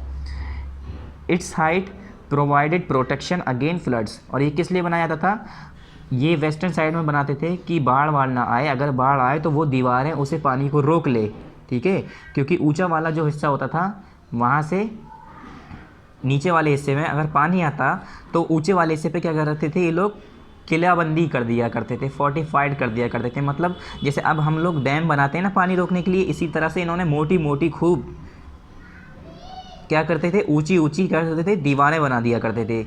तो उससे क्या होता था, पानी नहीं आता था, फ्लड का जो बाढ़ का जो पानी होता था वो नहीं आता था। Citadel was possibly occupied by the member of the ruling class. और ये कह रहे हैं जो रूलिंग क्लास, जो रूल करने वाली क्लास होती थी, वो लोग यहाँ पर इस जगह पर उस जगह को ऑक्यूपाई करके रखते थे। यहाँ पर उन लोगों ने इसे घेर रखा था, यहाँ पर वो लोग रहते थे। Important structures like public bath, जैसे कि कुछ इंपॉर्टेंट स्ट्रक्चर्स हैं, public bath, granaries and the town hall were situated in the citadel. और सिटाडल के अंदर कौन से इंपॉर्टेंट स्ट्रक्चर्स होते थे, जैसे पब्लिक बाथ, ग्रेनरीज और टाउन हॉल, ये सब कहाँ पर मौजूद थे, इसी सिटाडल की जगह पर मौजूद थे। यानी उस सिटीज़ के वेस्टर्न साइड में ये सारी चीज़ें होती थी। वेस्टर्न साइड में तो था हमारा सिटाडल, उसके बाद town hall, the great bath, ये सारी अब एक एक करके पढ़ते हैं। पहला क्या है हमारा, द टाउन हॉल। पहला क्या है हमारा, town hall. It was a large building. Town hall किसे कहा जाता था, एक ये बहुत बड़ी बिल्डिंग होती थी, which look like an assembly hall for the people to meet. और ये ऐसा लगता था जैसे कि वो एक असेंबली हॉल हो, जैसे कि जहाँ पर लोग बाग मीटिंग करने आते हों, ऐसा बनाया गया था इसे। ये एक बहुत बड़ी बिल्डिंग हुआ करती थी, जैसे कि एक असेंबली हॉल की तरह लगता है, जहाँ पर लोग बाग मिलने आते हैं, मीटिंग करने आते हैं। A place like building has also been discovered. और ये कह रहे हैं ऐसी जगह, बिल्डिंग की जगह, ऐसी जगह मतलब ऐसी place like building has also been discovered. और ये प्लेस भी डिस्कवर्ड हो चुकी हैं, इन्हें भी खोजा जा चुका है। Perhaps it was the governors house. और परहैप्स ये कैसे जगह होती थी, गवर्नर्स हाउस होते थे, ठीक है, जहाँ पर मीटिंग हुआ करती थी, गवर्नर्स हाउस जिसे हम कहते हैं। फिर नेक्स्ट हमारा क्या है, द ग्रेट बाथ। अब ये क्या हुआ था, ये एक ऐसी प्लेस होती थी, इन मोहनजोदड़ो अ ग्रेट टैंक, बड़े बड़े एक टैंक बनाए जाते थे, ठीक है, now called the great bath, जिसे क्या कहा जाता है अब, ग्रेट बाथ के नाम से जाना जाता है। वॉज फाउंड, ये मोहनजोदड़ो में मिली ऐसी जगह जहाँ पर ऐसा लगता था कि बहुत बड़े बड़े नहाने की जगह हैं, जहाँ पर ग्रेट बाथ जिसे हमने कहा। फिर a flight of steps led to the water, मतलब जैसे सीढ़ियाँ बनाई गई थी, पूरे स्टेप वाइज बनाया गया था, जो कि पानी में हो जाता था। And all round the tank were small room. और टैंक के चारों तरफ क्या होते थे, स्मॉल रूम्स हुआ करते थे, छोटे छोटे कमरे। It is a huge tank about 139 feet in length. ये कह रहे हैं बहुत बड़े टैंक हुआ करते थे ये, जो कि 139 फीट लंबाई होती थी, उनकी चौड़ाई होती थी 23 फीट और ब्रेथ होती थी 23 feet in breadth and 9 feet deep, और 9 फीट गहरा हुआ करता था। उसके बाद पेज नंबर 22 पर आइए, यहाँ पर देखिए, the great bath was generally use for religious bath. ये कह रहे हैं जो हमारा ग्रेट बाथ हुआ करता था जनरली, नॉर्मली अगर देखा जाए तो वो रिलीजियस बाथ, मतलब कुछ मजहबी तरीका होगा इनका नहाने वहाने का, स्नान करने की जगह जिसे हम कहते हैं, ऐसा बात था, ऐसी जगह थी, ठीक है, रिलीजियस बाथिंग प्लेस थी ये। Perhaps important people took a dip in this bath on special occasion. मतलब अगर देखा जाए तो यहाँ पर ऐसा ही जैसे हम यहाँ पर होता है ना कि नॉन मुस्लिम्स जो होते हैं उनका एक होता है कि वो गंगा स्नान करने जाते हैं, इसी तरह से ये कह रहे हैं कि इनके ये रिलीजियस बाथिंग प्लेस होगा जहाँ पर जो इम्पोर्टेंट पीपल कुछ खास लोग हुआ करते होंगे, वो लोग इसमें आके डिप करते होंगे, इसमें डुबकी लगाते होंगे, ठीक है। स्पेशल ओकेजन्स पर कुछ खास मकसद, कुछ कोई ऐसे खास मौके आते होंगे, जैसे कोई फेस्टिवल होता होगा, त्यौहार होता होगा, या कुछ ऐसा होता होगा जिस पे लोग बाग क्या करते होंगे, इस पर आके बात करते होंगे। This it is an example of beautiful brick work. ये कह रहे हैं एक ये एग्जाम्पल ऐसी है जो कि एक इस पर खास बहुत अच्छे तरीके से ब्रिक वर्क हुआ है, ईंटों का काम हुआ है। तो ये एक बहुत प्यारी एग्जाम्पल है इसकी। मतलब इसे देखकर ही इंसान कह सकता है कि कितनी खूबसूरती से ईंटों को इंसान ने उस ज़माने में यूज़ किया है और इस्तेमाल करके पूरा बनाया। ये पूरा हमारा क्या है, ग्रेट बात है, जहाँ पर इसे पानी से भर दिया जाता था। और ये देखिए पूरा एक एक करके स्टेप्स, यहाँ पर सीढ़ियाँ उतर के आ रही हैं बाकायदा, इसके चारों तरफ रूम्स हैं, ठीक है। It consisted of an open quadrangle with verandas, galleries and rooms on all sides of this बात। ये कह रहे हैं इसके चारों तरफ वरांडा, आंगन, गैलरी और रूम, कमरे हुआ करते थे। The adjoining rooms were perhaps used for changing clothes। और जो adjoining रूम, जो उससे ही जुड़े हुए कमरे हुआ करते थे, उसके बराबर में ही, उसके बगल में, वो किस लिए यूज़ करे गए होंगे, वो हालांकि किस लिए यूज़ करे गए होंगे, कपड़े चेंज करने के लिए। The floor of the bath was made of burned bricks. मतलब जो इसका बाथ का, जो नहाने की जो जगह थी, ठीक है, बाथिंग प्लेस थी, जो बाथिंग टब था, इसका जो ज़मीन थी, इसकी जो फ्लोर था, वो किससे बनी हुई थी, बर्न्ड ब्रिक से, यानी जली हुई, बेक करी हुई, भुनी हुई ईंटों से, ठीक है। जिससे अगर हम सिंपल ईंट लेंगे मिट्टी की, तो क्या होगा, अगर उसमें पानी डालेंगे तो बह जाएगी। तो इसे बेक करके जलाकर इस ईंट को बनाया गया था।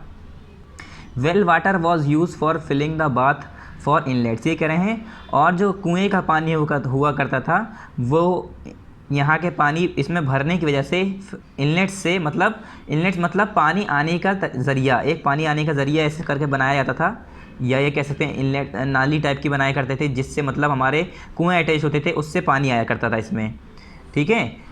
जो कुएँ का पानी होता था उसे ही इसमें इस्तेमाल किया जाता था इसे भरने के लिए। And one outlet was there to drain out the dirty water. और एक वहाँ पर आउटलेट था, मतलब पानी बाहर निकालने की एक नाली टाइप की हुआ करती थी, जिससे जैसे अब खूब सारे लोग नहा लेंगे एक पानी में, तो वो क्या हो जाएगा, गंदा हो जाएगा। तो उस पानी को चेंज करना है तो बाल्टी में ले लेके तो चेंज करेंगे नहीं, तो क्या करते थे, आउटलेट्स, एक नाली टाइप का, सीवेज टाइप का सिस्टम होता था इनका, जिससे पानी पूरा बाहर निकाल दिया जाता था। फिर ग्रेट ग्रेनरीज। अब ग्रेट ग्रेनरीज क्या है, अभी हमने बताया ना, एक हमारा बाथिंग टब, ग्रेट ग्रेनरीज, ये हमारे क्या हैं, सब बहुत मेन पार्ट हैं ये। तो ग्रेट ग्रेनरीज क्या है, there was a granary to the north of the citadel. ये कह रहे हैं सितादल के नॉर्थ में बड़ी बड़ी ग्रेनरी हुआ करती थी। It was built on a raised platform. ये एक हमारे रेस प्लेटफॉर्म में बनाया गया था। And was divided into different storage block. और इसे अलग अलग स्टोरेज ब्लॉक में डिवाइड कर दिया गया था टू स्टोर डिफरेंट ग्रेन्स। किस लिए, कि जिसमें अलग अलग स्टोर कर सकें, डिफरेंट स्टोर कर सकें ग्रेन्स को। And cereals such as wheat, barley and peas. और कुछ सीरियल जैसे कि वीट, बार्ले और पीस। अब हम लोगों के यहाँ क्या होता है, गोडाउन होता है, ठीक है, जैसे वेयर हाउस कहते हैं। तो वेयर हाउस में क्या होता है, अलग अलग जगह पर खाने रखे जाते हैं, मतलब अनाज गल्ला रखा जाता है। इसी तरह से ये लोग भी ग्रेट ग्रेनरीज जिसे कहा गया है, ऐसी जगहें होती थी जहाँ पर अलग अलग, उन्हें अलग अलग ब्लॉक्स में, अलग अलग हिस्सों में डिवाइड करे हुए थे वो लोग। और उसमें क्या करते थे वो लोग, जैसे गेहूं अलग में, गेहूं चावल अलग में, ठीक है, बारले अलग में, अलग अलग ग्रेन्स को यूज़ करते थे, वहाँ पर रखने के लिए इस्तेमाल करते थे इन जगहों को। अब यहाँ पर रिमेन्स ऑफ ग्रेनरीज को कुछ बचा कुछ हिस्सा जो पाया गया है वो इस तरीके का है। फिर आया हमारा लोअर टाउन। अब लोअर टाउन क्या है, outside the citadel was the lower town. ये कह रहे हैं सितादल के आउटसाइड में, बाहरी हिस्से में लोअर टाउन है। It must have been inhabited by merchants. ये कह रहे हैं अगर देखा जाए तो, मतलब अगर लोगों का जो ये है मानना, तो वहाँ पर ज़रूर वहाँ पर मर्चेंट्स हुआ करते होंगे, या क्राफ्टमैन्स या लेबरर हुआ करते होंगे, यानी जो मज़दूर लोग होते हैं वो लोग हुआ करते होंगे। अब ये कैसे कहा जा रहा है कि वहाँ पर मर्चेंट्स, क्राफ्टमैन या लेबरर्स होंगे, तो ये सब सारी चीज़ें वहाँ के जो एविडेंस मिले होंगे उन्हें देखकर अंदाज़ा लगाया गया होगा। The main part of the lower town was divided into rectangular blocks. ये कह रहे हैं जो लोअर पार्ट का मेन पार्ट है उसे रेक्टेंगुलर ब्लॉक्स में डिवाइड कर दिया गया बाई वाइड रोड। किससे, वाइड, चौड़ी चौड़ी सड़कें हुआ करती थी, उनके ज़रिए जो मेन पार्ट था लोअर टाउन का उसे रेक्टेंगुलर शेप में डिवाइड कर रखा था। Cutting each other at a right angle, जो कि रोड आपस में एक दूसरे को राइट एंगल पे काटती थी, 90 डिग्री पे यानी। The cities probably had street light, और ये कहा जाता है वहाँ पर लोग बाग जब रहा करते होंगे तो वहाँ पर स्ट्रीट लाइट उन्होंने यूज़ करी होंगी। Because remains of lamp post have been discovered along the road. क्यों? क्योंकि lamp post have been discovered, उस ज़माने में लैम्प पोस्ट, जहाँ लैम्प जो हमारा होता है ना, जैसे हम लोग लैम्प जलाते हैं तो उस ज़माने में मिट्टी के तेल के लैम्प, दिए, ये सारी चीज़ें यूज़ करते थे लोग बाग रोशनी के लिए, रोशनदान के तौर पे। तो स्ट्रीट के जो हमारी गलियां हैं, रोड हैं, उसके किनारे किनारे ऐसे लैंप पोस्ट देखे गए, जिसे देखकर लोग, जो हिस्टोरियंस थे, उन्होंने अंदाज़ा लगाया कि उस ज़माने में लोग बाग स्ट्रीट लाइट यूज़ करते होंगे। जैसे हमारे अब गलियों में, हमारे रोड पर स्ट्रीट लाइट होती है, वैसे इन लोगों ने लैंप पोस्ट वहाँ पर इन्हें मिले, तो उसे देखकर लोग बाग सोचते होंगे यानी इन लोगों ने सड़कों पर लैंप पोस्ट इसलिए जलाते होंगे स्ट्रीट लाइट का काम करने के तौर पर, मतलब रोशन के लिए, रोशनी के लिए। जैसे हम अपनी गलियों में, हमारी गलियों में खंभों पे लाइट लगी होती हैं, बल्ब लगे होते हैं, इसी तरह से ये लोग क्या करते थे, लैंप पोस्ट लगाया करते थे। अब ये लगाया करते थे, ये कैसे मालूम चला? क्योंकि लोग बाग जब रिसर्च हुई तो वहाँ पर देखे गए, पाए गए, हर रोड पे, रोड के किनारे, रोड के सहारे, किनारे किनारे रोड के साथ साथ लगे हुए हैं, लैंप पोस्ट बने हुए हैं। तो लोग बाग देख के कहते होंगे यानी उस ज़माने के लोग रात में उजाले के लिए, कि अंधेरा ना रहे, लैंप पोस्ट यूज़ करते होंगे, गलियों में गुजरने में आसानी हो इसलिए। फिर आया हाउस, उन लोगों के घर। Some houses were single storeyed while some were two storeyed. ये कह रहे हैं कुछ हाउस सिंगल स्टोरीड होते थे और कुछ टू स्टोरीड होते थे। Most of the houses had a central courtyard around which rooms were made. ये कह रहे हैं कुछ ज़्यादातर हाउसेज जो होते थे उनके सेंट्रल कोर्टयार्ड होते थे, जिसके चारों तरफ around which rooms were made, मतलब बीच में खाली जगह और चारों तरफ कमरे बनाए जाते थे। Every third house had a well, और ये कह रहे हैं हर तीसरे घर में एक कुआं होता था। Almost all the houses had a separate bathing area, और हर घरों में, मतलब लगभग अगर देखा जाए तो हर घर में अपना खुद का एक सेपरेट बाथिंग एरिया होता था, मतलब नहाने की जगह, जैसे हम लोगों के बाथरूम होते हैं इस तरह से उन लोगों का भी अपना सेपरेट खुद का, एक घर में अलग बाथरूम, दूसरे घर में अलग बाथरूम। ऐसा नहीं कि एक बाथरूम है और सारे उस गली के लोग सारे एक एक करके उस बाथरूम में जा रहे हैं, ऐसा नहीं, हर किसी ने अपना सेपरेट बाथरूम बना रखा था। Every house had a kitchen with a circular oven. ये कह रहे हैं हर घर में, हर हाउस में क्या हुआ था, करता था, एक किचन हुआ करता था जिसमें एक सर्कुलर ओवन होता था, मतलब गोल सा, जो हमारी, हम जिसे कहते हैं आज, जिसमें हमारी तंदूर जिसे कहते हैं, इस तरह का, ठीक है। The houses were made of burns bricks, और ये कह रहे हैं जो घर बने होते थे वो किससे बने होते थे, बर्न्स ब्रिक, ठीक है, भट्टियों में बनी हुई ईंटों से।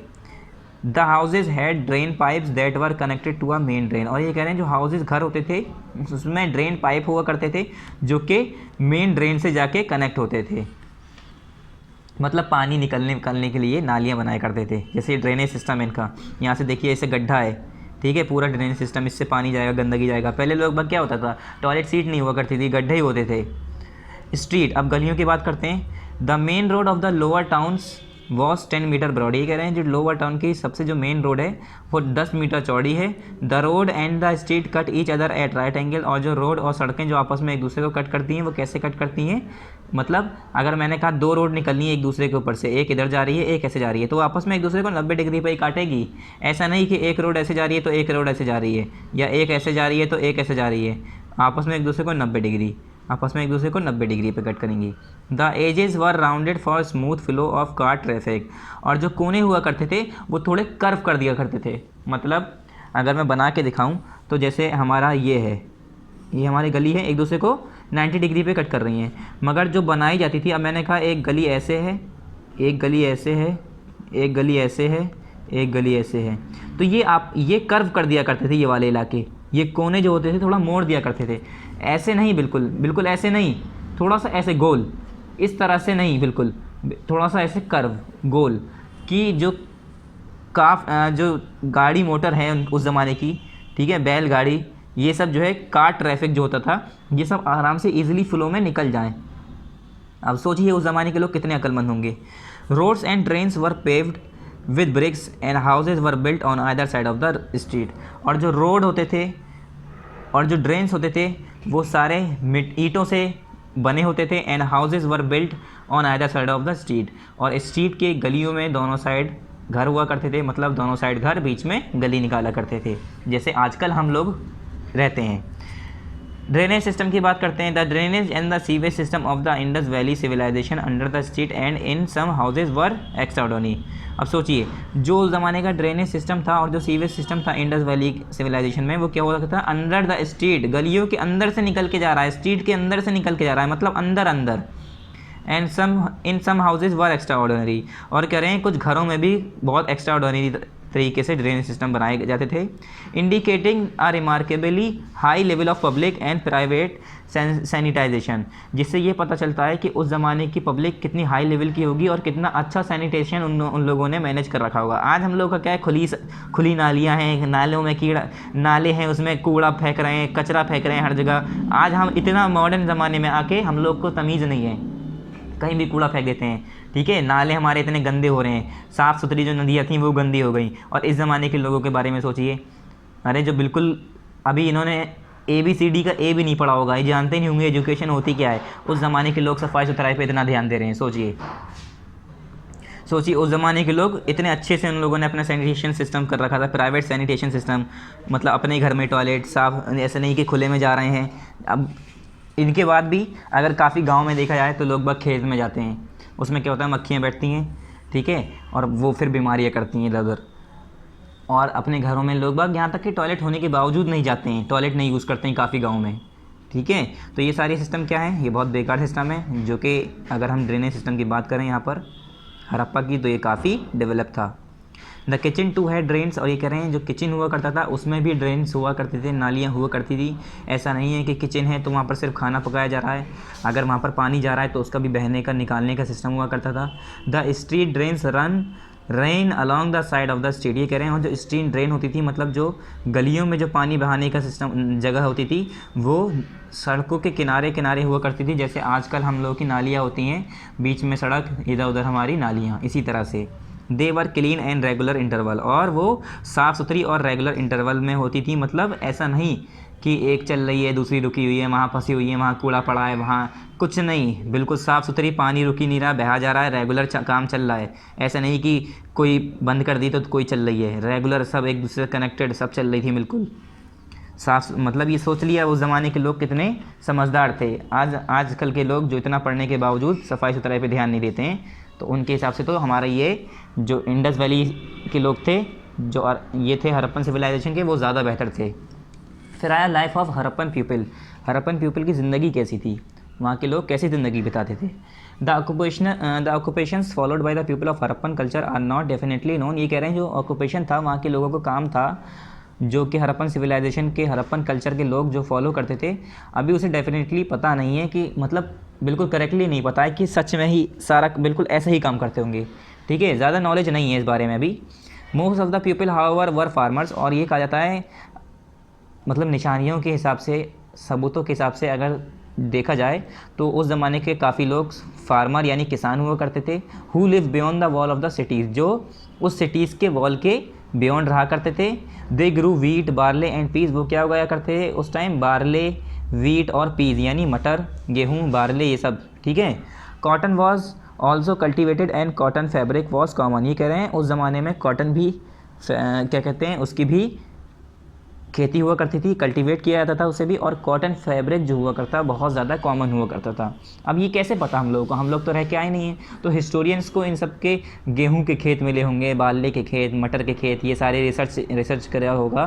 तो लोग बाग को जब खुदाई होगी तो वहाँ पर गेहूँ की जड़ें, फसलें, ये सब चीज़ें जली कटी दबी हुई सारी चीज़ें मिली होंगी, कहीं ना कहीं कुछ तो ऐसे निशान मिले होंगे, ठीक है। ऐसे ही कॉटन की खेती देखी होगी लोगों ने, कॉटन की वहाँ पर कुछ थोड़ा बहुत साइन तो मिले होंगे, कॉटन फैब्रिक मिला होगा, तो ये सब देख के लोग बाग ने अंदाज़ा लगाया होगा कि ये सारी चीज़ें वहाँ पर लोग बाग उगाया करते थे। फिर उसके बाद some scholars thinks that the Harappan people exported cotton cloth to Mesopotamia.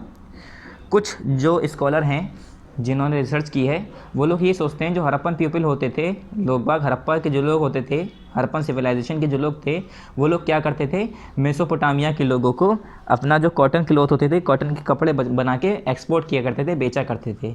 जैसे हम लोग क्या करते हैं, हमारे पूरे ऑल ओवर द वर्ल्ड में एक जगह से दूसरी जगह चीज़ें बिकती हैं, जैसे चाइना की चीज़ें यहाँ बिक रही हैं, मोबाइल फ़ोन तो काफ़ी ज़्यादा फेमस हैं।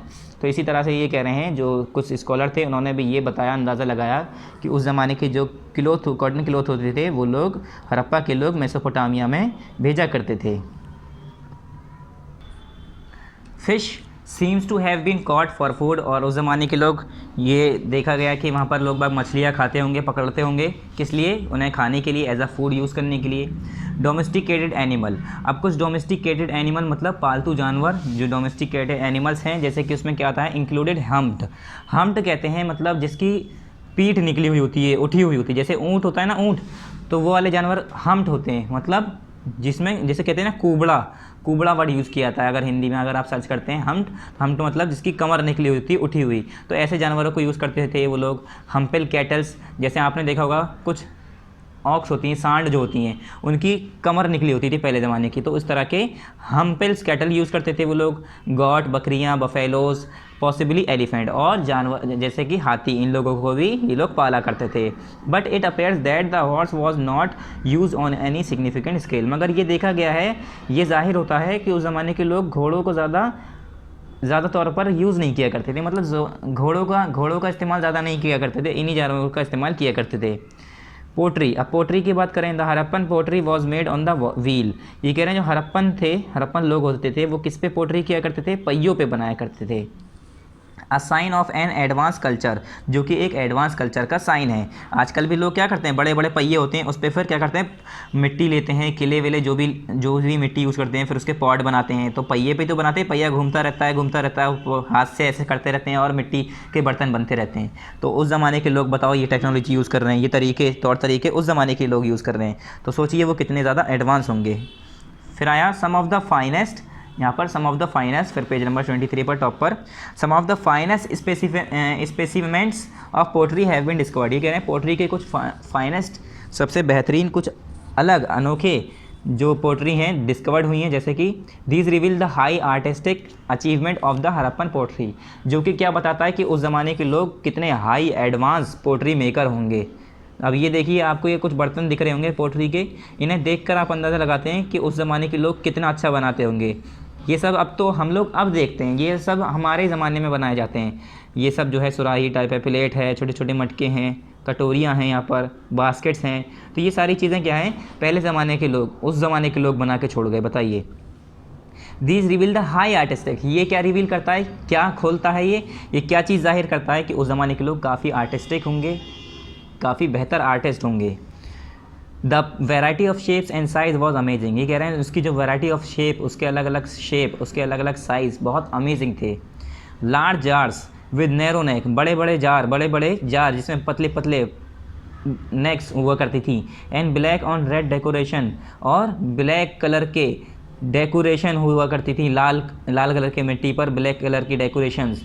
Were the distinguishing features of the Harappan poetry, और ये एक डिस्टिंग्विशिंग फीचर्स हुआ करता था हड़प्पन पोएट्री पे। वो क्या करते थे, लाल कलर के बनाया करते थे पोट्री बनाया करते थे, उस पर फिर ब्लैक कलर से उसे सजाया करते थे।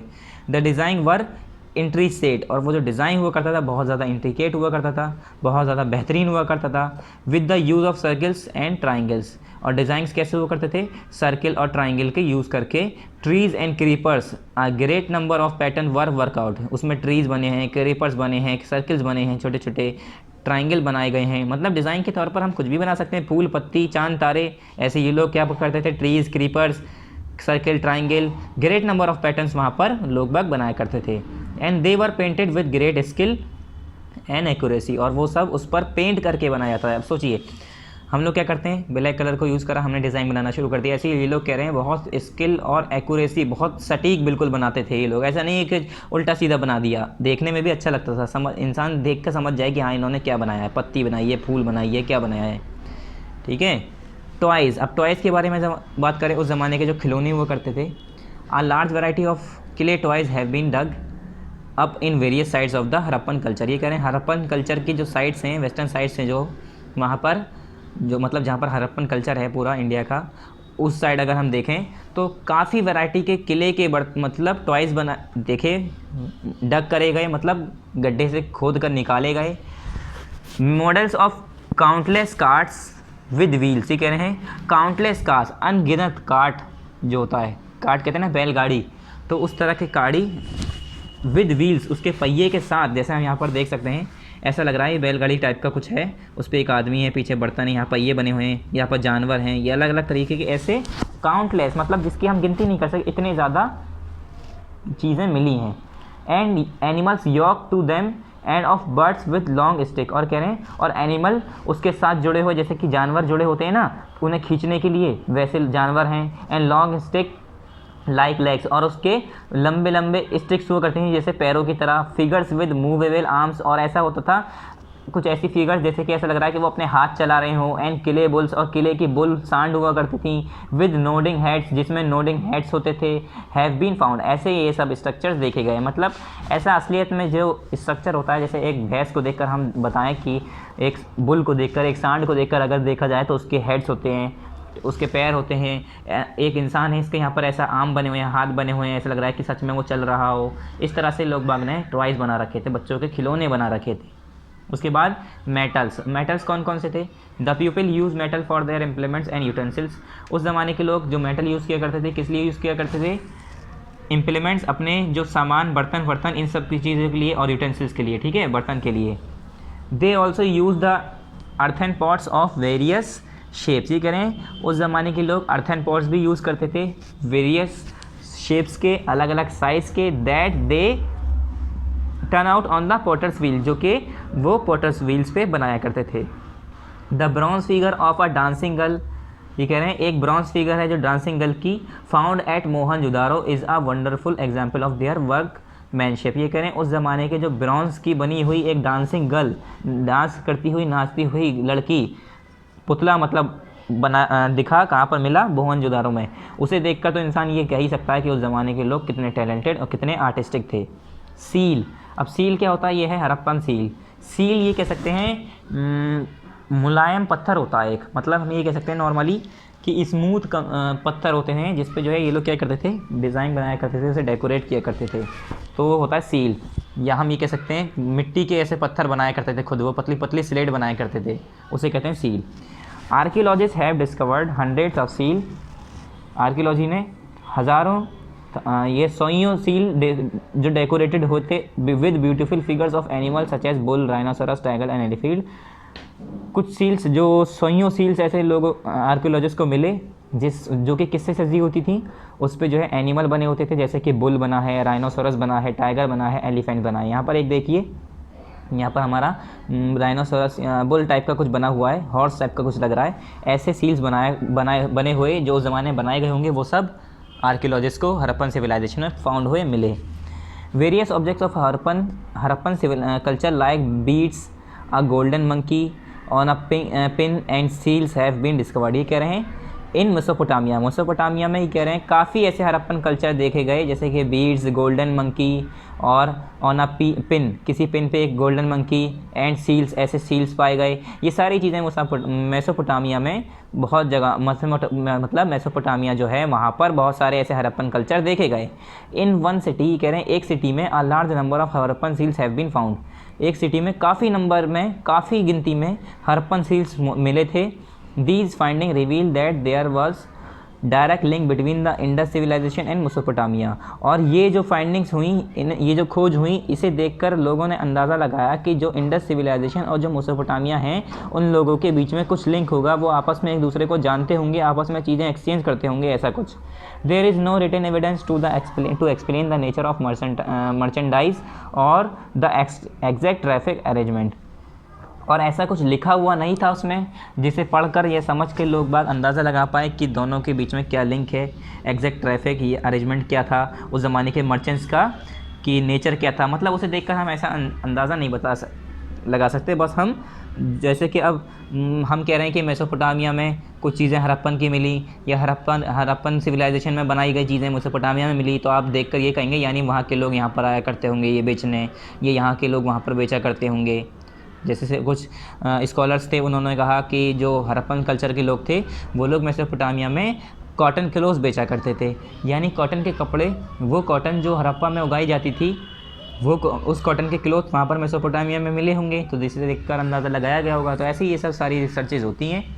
फिर आए ट्रेड एंड कॉमर्स। ट्रेड और कॉमर्स मतलब उस ज़माने के ट्रेड, ठीक है, तिजारत और कॉमर्स और माली हालत की बात करें, अगर बिज़नेस की बात करें, ट्रेड एंड कॉमर्स, बिज़नेस की बात करें अगर वहाँ की, the Harappan people carried on both internal and foreign trade. ये कह रहे हैं हड़प्पन लोग जो होते थे उन लोगों ने अपने इंटरनल मतलब जहाँ पर रहते हैं वहाँ पर तो ट्रेड की साथ में फॉरेन ट्रेड भी की बाहर के लोगों में।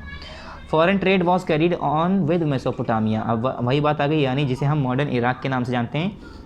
ये कह रहे हैं जो फॉरेन ट्रेड था वो किसके साथ कैरीड हुआ था, किसके साथ, मेसोपोटामिया के साथ करते थे, एंड अफ़गानिस्तान, और अफ़गानिस्तान के लोगों के साथ। The overseas trade was carried on from the port city of Lothal. और ये जो ओवरसीज़ ट्रेड जो हुई थी वो कहाँ से हुई थी, पोर्ट सिटी से, लोथाल की पोर्ट सिटी से। A huge dockyard was discovered at Lothal. और एक बहुत बड़ा डॉकयार्ड डिस्कवर्ड हुआ था लोथाल में। दे इम्पोर्टेड ब्लू जेमस्टोन, जो कि वो क्या इंपोर्ट कर रहे थे, ब्लू जेमस्टोन। देखिए इसे देखकर, ये क्या है, हड़प्पन ट्रेड एंड कॉमर्स का एक एग्जाम्पल है, हार टाइप का बना हुआ है। वो क्या इंपोर्ट करके लाए थे, blue gemstone, lapis lazuli from Afghanistan से। Weight and measures were also known to them which is evidenced by the mark stick which were excavated. और वेट और उसका मेज़रमेंट सब चीज़ें वो लोग उसकी करते थे। मतलब जैसे हम लोग वज़न और साइज़ वाइज सब नाप के देते हैं, बेचते हैं, सारी चीज़ें हम इंपोर्ट करते हैं, एक्सपोर्ट करते हैं, इसी तरह से ये लोग भी किया करते थे। एक्सकेवेटेड मतलब खोद कर, एक्सकेवेट करके निकाला गया है। ये सारी चीज़ें हमें ऐसे ही फाउंड हुई है जो कि हम एक्सकेवेट करके निकाले गए हैं। The Harappan trader took pottery, grains, cotton goods, spices, stone beads. Beads कहते हैं तस्बीहों को, ठीक है, बीट्स कहते हैं एक तरह के तस्बीह, जो दाने होते हैं उसे। स्टोन की ऐसे तस्बीह टाइप की दिखी, ठीक है, माला टाइप की, माला कहते हैं, तस्बीह नहीं तो माला कहते हैं नॉर्मली कहें तो हड़प्पन ट्रेडर में क्या करते थे वो लोग, पोट्री बनाते थे, ग्रेन लेते थे, कॉटन गुड्स बनाया करते थे, स्पाइसेस मसाले और स्टोन की मालाएं, पल्स एंड आई पेंट, आँखों का paint, and brought back metal wares, और मेटल वेयर्स, मेटल के पहनने वाले कुछ ऐसी चीज़ें। तो ये सारी चीज़ें लोग बाग ये एक्सपोर्ट इंपोर्ट किया करते थे, आपस में ट्रेड किया करते थे इनमें। फिर आए ऑर्नामेंट्स की बात करें अगर, both man and women were ornaments. उस ज़माने के लोग, आदमी हो चाहे औरत हो, सभी ऑर्नामेंट्स पहना करते थे, मतलब जेवरात। Men wore amulets and finger rings. जो आदमी हुआ करते थे वो एमुलेट्स और फिंगर रिंग, हाथों की अंगूठियाँ पहनते थे, उंगलियों की अंगूठियाँ पहनते थे। Women war necklace. और जो उस ज़माने की औरतें हुआ करती थीं वो क्या पहनती थी, नेकलेसेस पहनती थीं, और ब्रेसलेट पहनती थी। बैंगल्स यानी चूड़ियाँ, इयररिंग्स यानी बुंदे, कान के बुंदे पहनती थी। While the rich war jewellery made of gold and silver. और जो उस ज़माने के अमीर हुआ करते थे वो क्या पहनते थे, वो सोने और चांदियों से बने हुए जवाहरात पहना करते थे। The poor war bone. और जो गरीब हुआ करते थे वो हड्डियों के बने हुए, ऐसे सोने के नहीं तो हड्डियों के बने हुए जवाहरात पहना करते थे। And copper jewellery. और जो कॉपर की हुआ करती थी उसे। अब यहाँ पर देखिए हड़प्पन ऑर्नामेंट्स जो देखे गए हैं लोग बाग को जो मिले हैं, देखिए ये कुछ यहाँ पर हार बुंदे टाइप के कुछ दिख रहे हैं, इस तरह से नेकलेस टाइप के दिख रहे हैं, कुछ हाथ में चूड़ी टाइप के दिख रहे हैं, कड़े टाइप के दिख रहे हैं। तो ये सब उस ज़माने के लोग पहने करते थे। जो गरीब हुआ करते थे वो हड्डियों के, जानवरों के हड्डियों से, पत्थरों से बना कर, कॉपर के बना कर पहनते थे। और जो अमीर होते थे वो सोने और चांदी के। स्कल्पचर्स, अब कुछ स्कल्पचर्स मिले हैं जैसे कि a large number of figurines of both males and females made of bronze and clay have been found in excavation. ये कह रहे हैं जब खुदाई हुई, एक्सकेवेशन किया गया तो काफ़ी अमाउंट में औरतों के और आदमियों के पुतले मिले जो कि ब्रॉन्ज और किले से बने हुए थे। The most important was the stone sculptures specially of a male torso. ये कह रहे हैं एक मेल टॉर्सो का जो कि पॉलिश रेड स्टोन से बना हुआ था, हड़प्पा में मिला, जो कि पत्थर से, रेड कलर के लाल पत्थर से बनाया हुआ एक मूर्ति मिली जो कि बहुत इंपॉर्टेंट स्कल्पचर माना जाता है।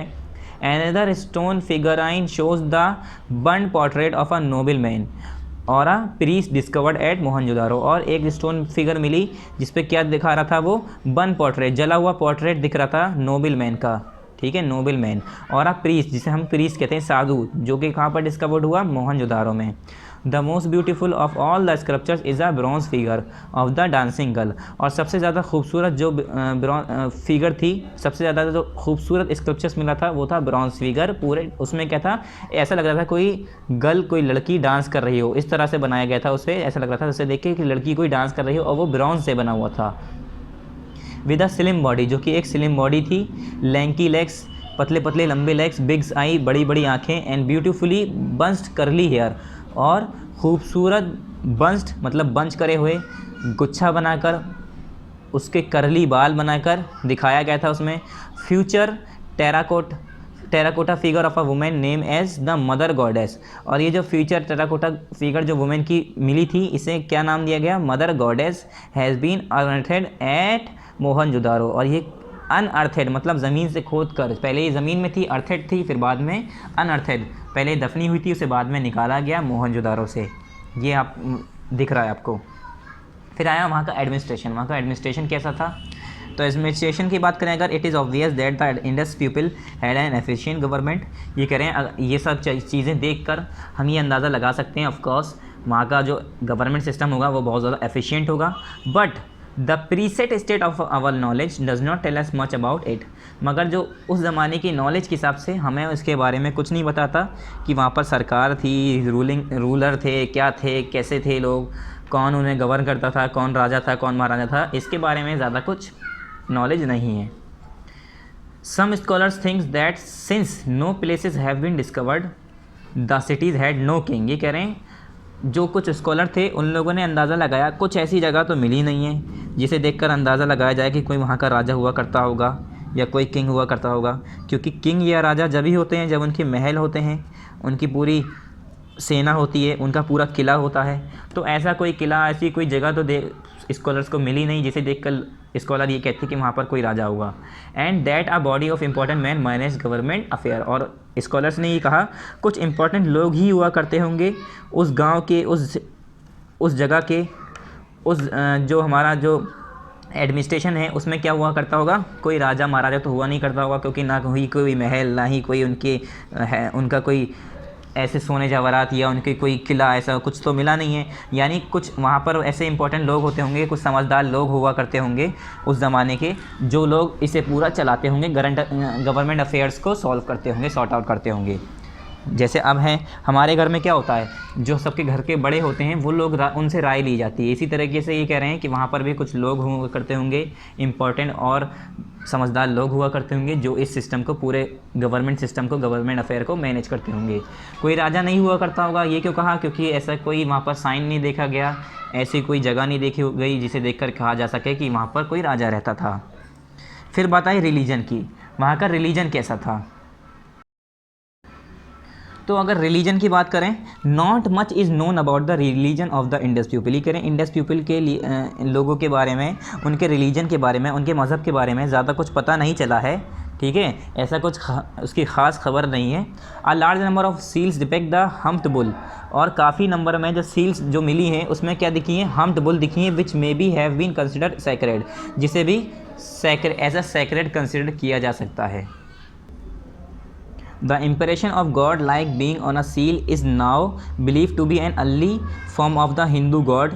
ये कह रहे हैं जो इम्प्रेशंस, कुछ ऐसे निशान जो कि गॉड के जैसे सील्स पर जो देखे गए, तो वो देखा जाता है कि वो जो अर्ली गॉड, हिंदू के जो पहले गॉड थे शिवा, उनकी तस्वीर ऐसा लगता है कि वो उनकी मूर्तें बनाई हुई हैं, उनकी फ़ोटोज़ बनाई गई हो।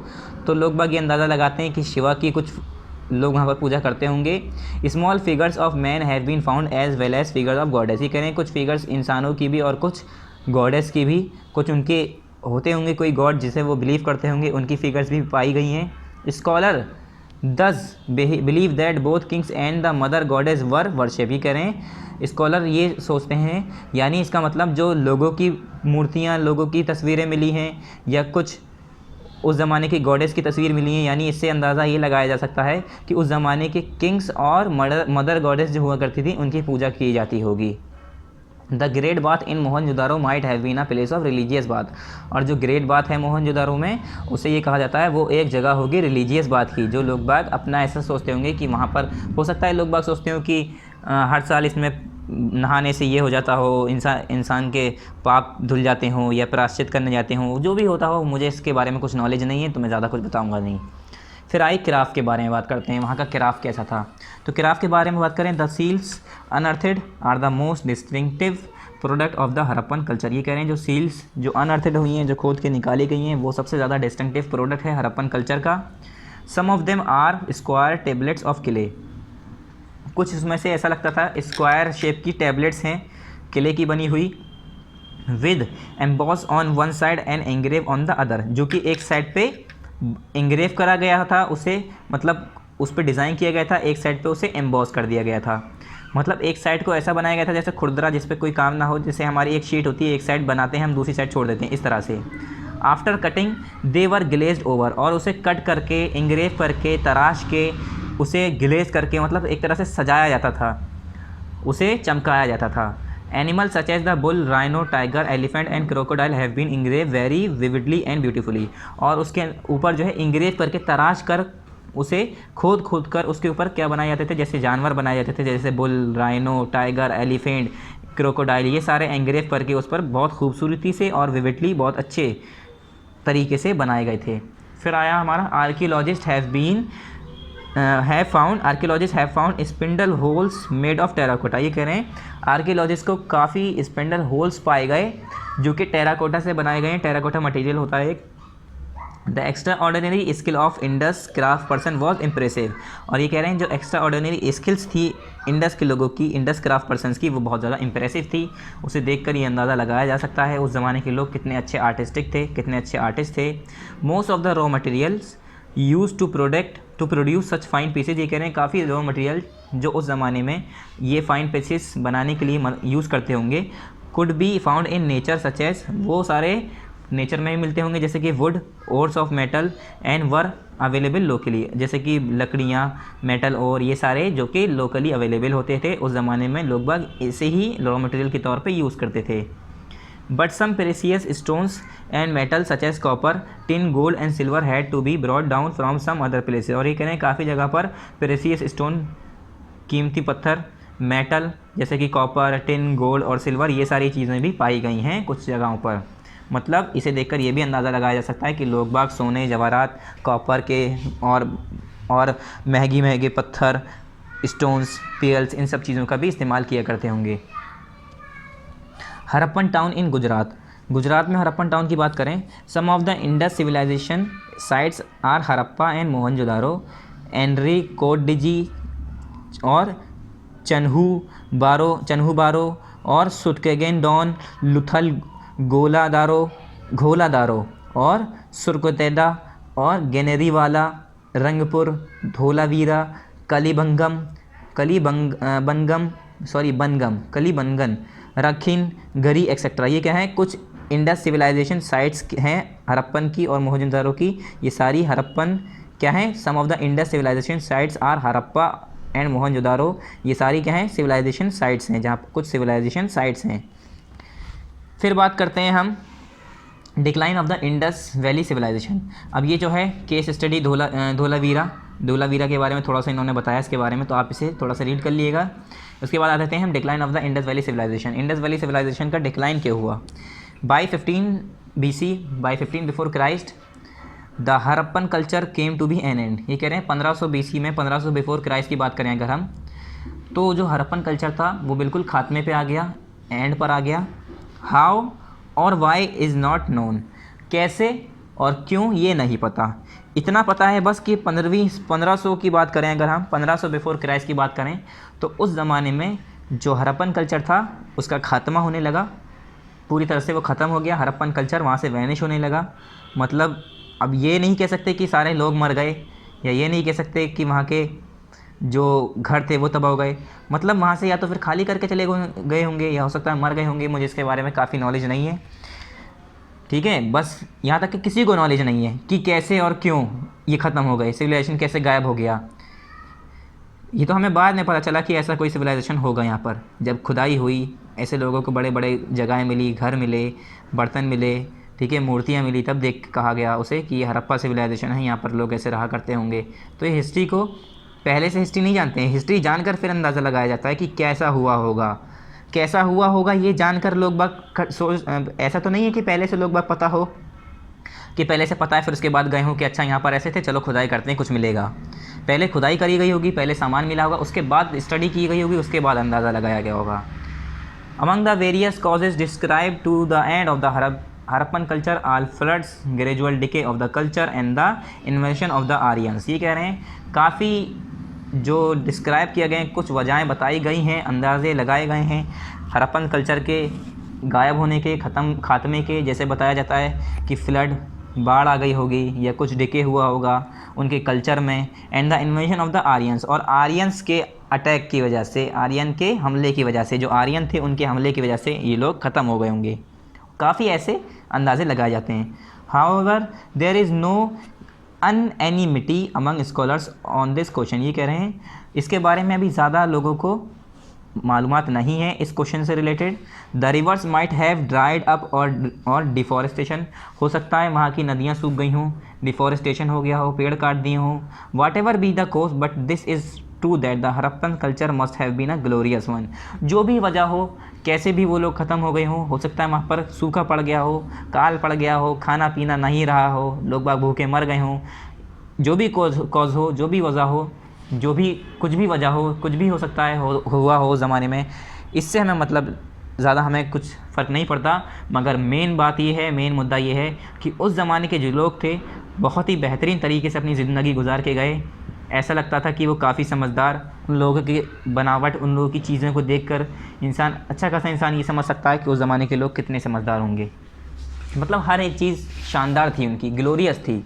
Even today excavation at Harappa throw up new facts. ये कह रहे हैं आज के ज़माने में भी जो हरप्पा जगह है वहाँ पर भी एक्सकेवेशन की बात करें हरप्पा में, तो वहाँ पर नए नए फैक्ट्स हमें नज़र आते हैं, नए नए फैक्ट्स जानने को मिलते हैं अगर वहाँ के हम हरप्पा एक्सकेवेशंस की बात करें।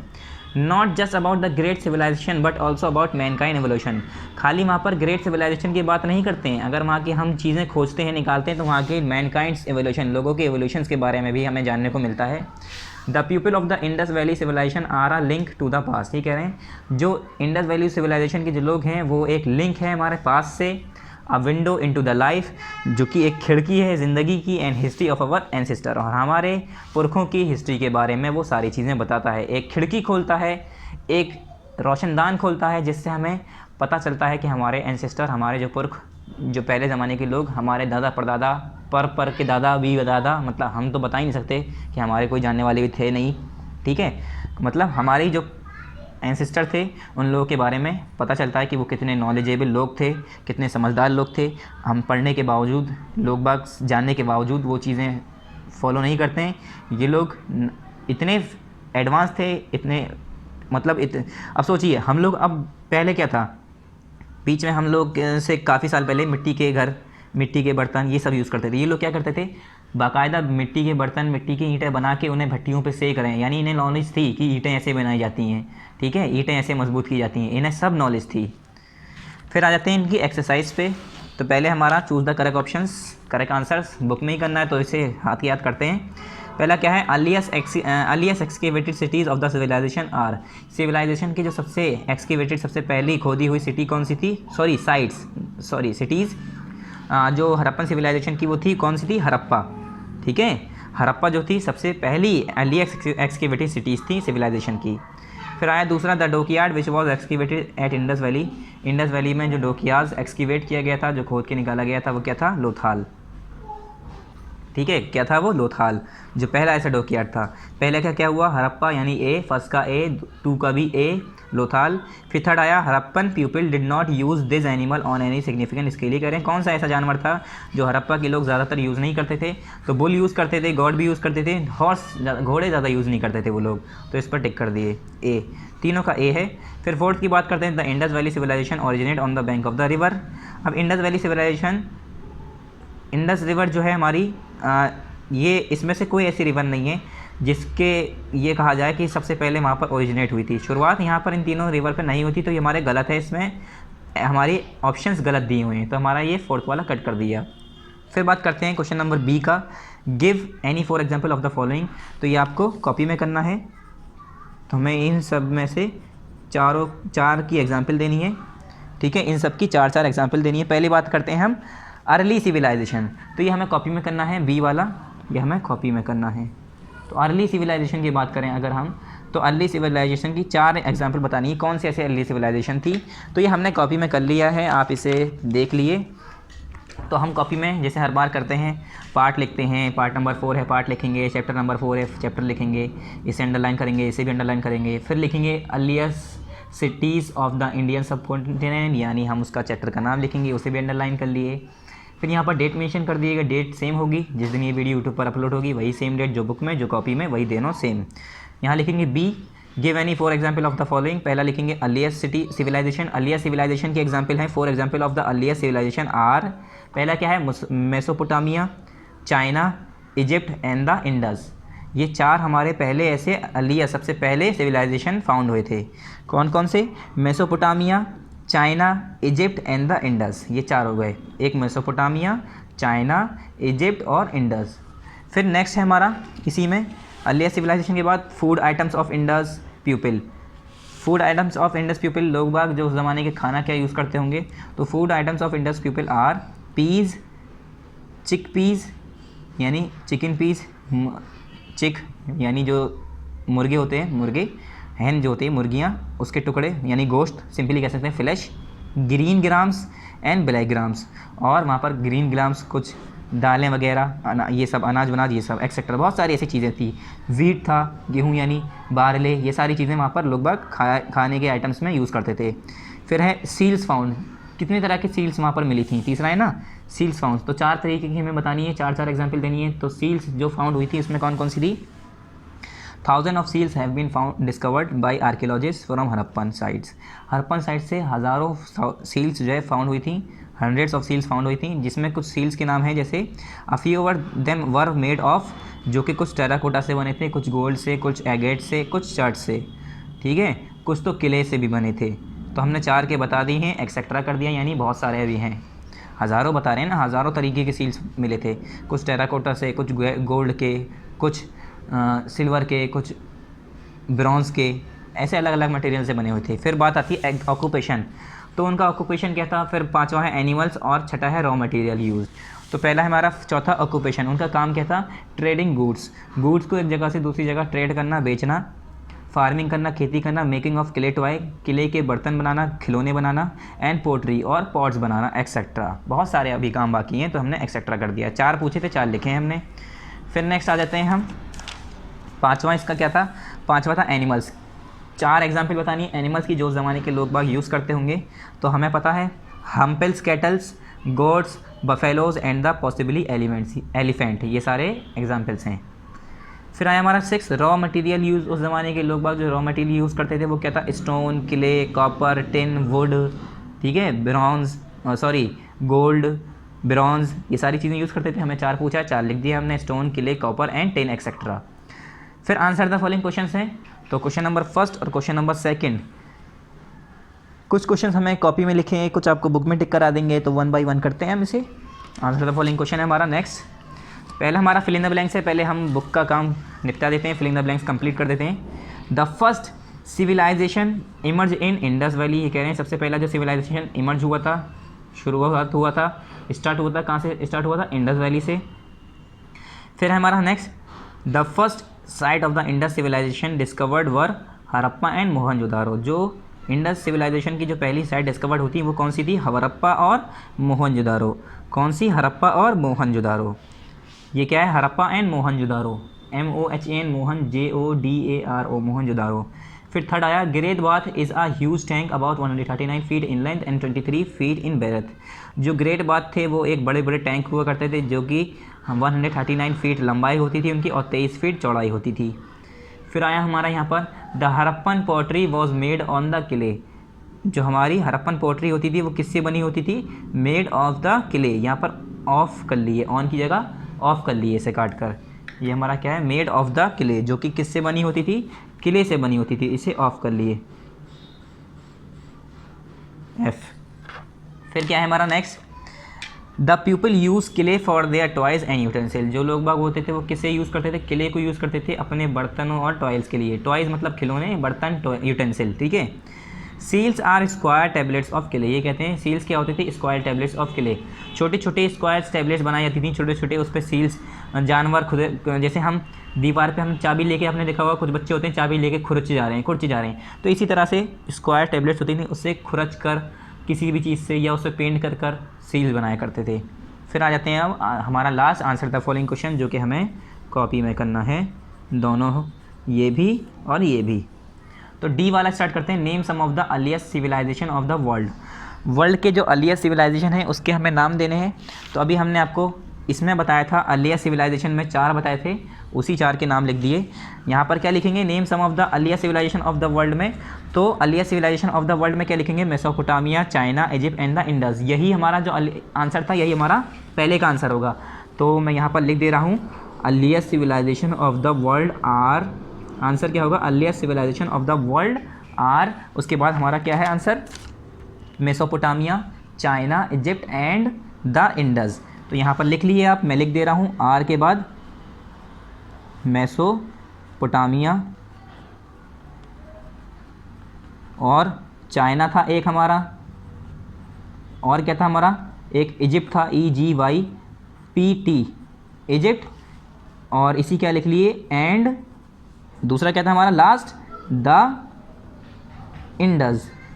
तो राइटिंग थोड़ी ख़राब हो रही है क्योंकि बुक इधर उधर भाग रही है।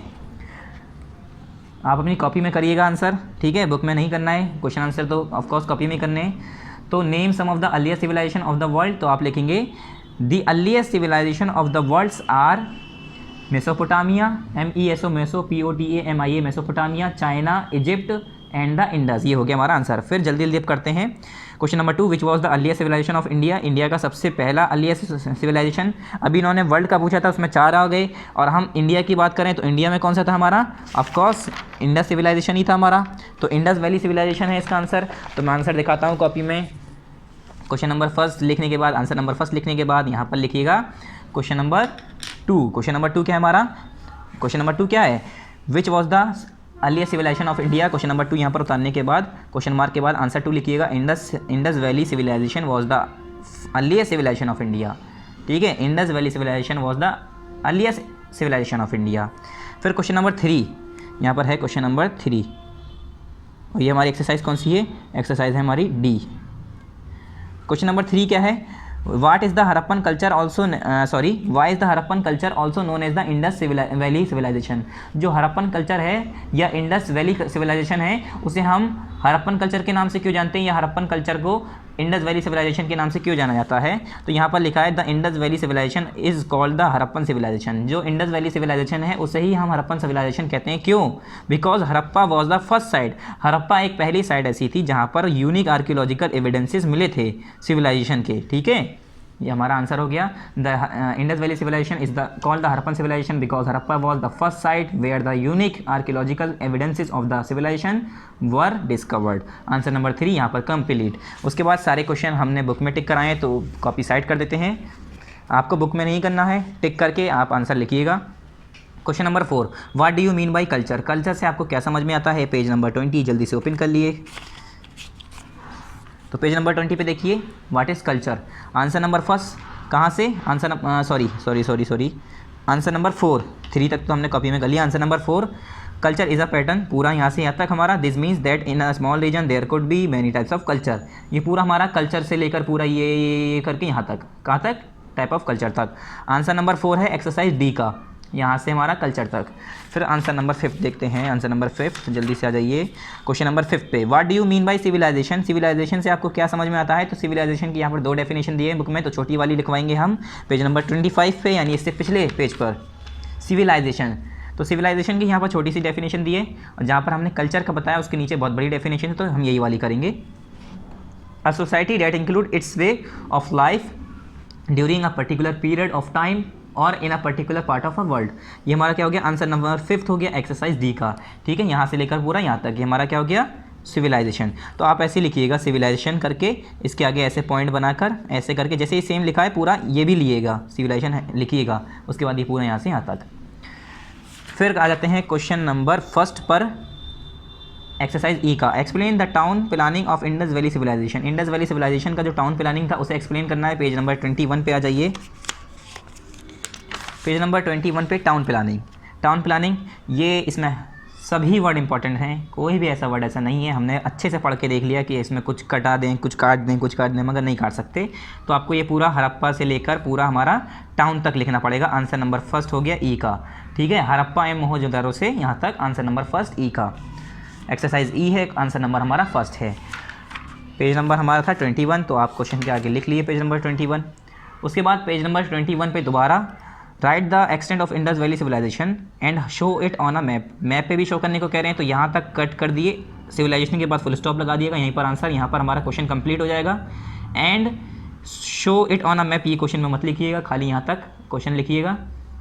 तो पेज नंबर 21 पे हमें बताना है इंडस वैली सिविलाइजेशन का एक्सटेंट बताना है।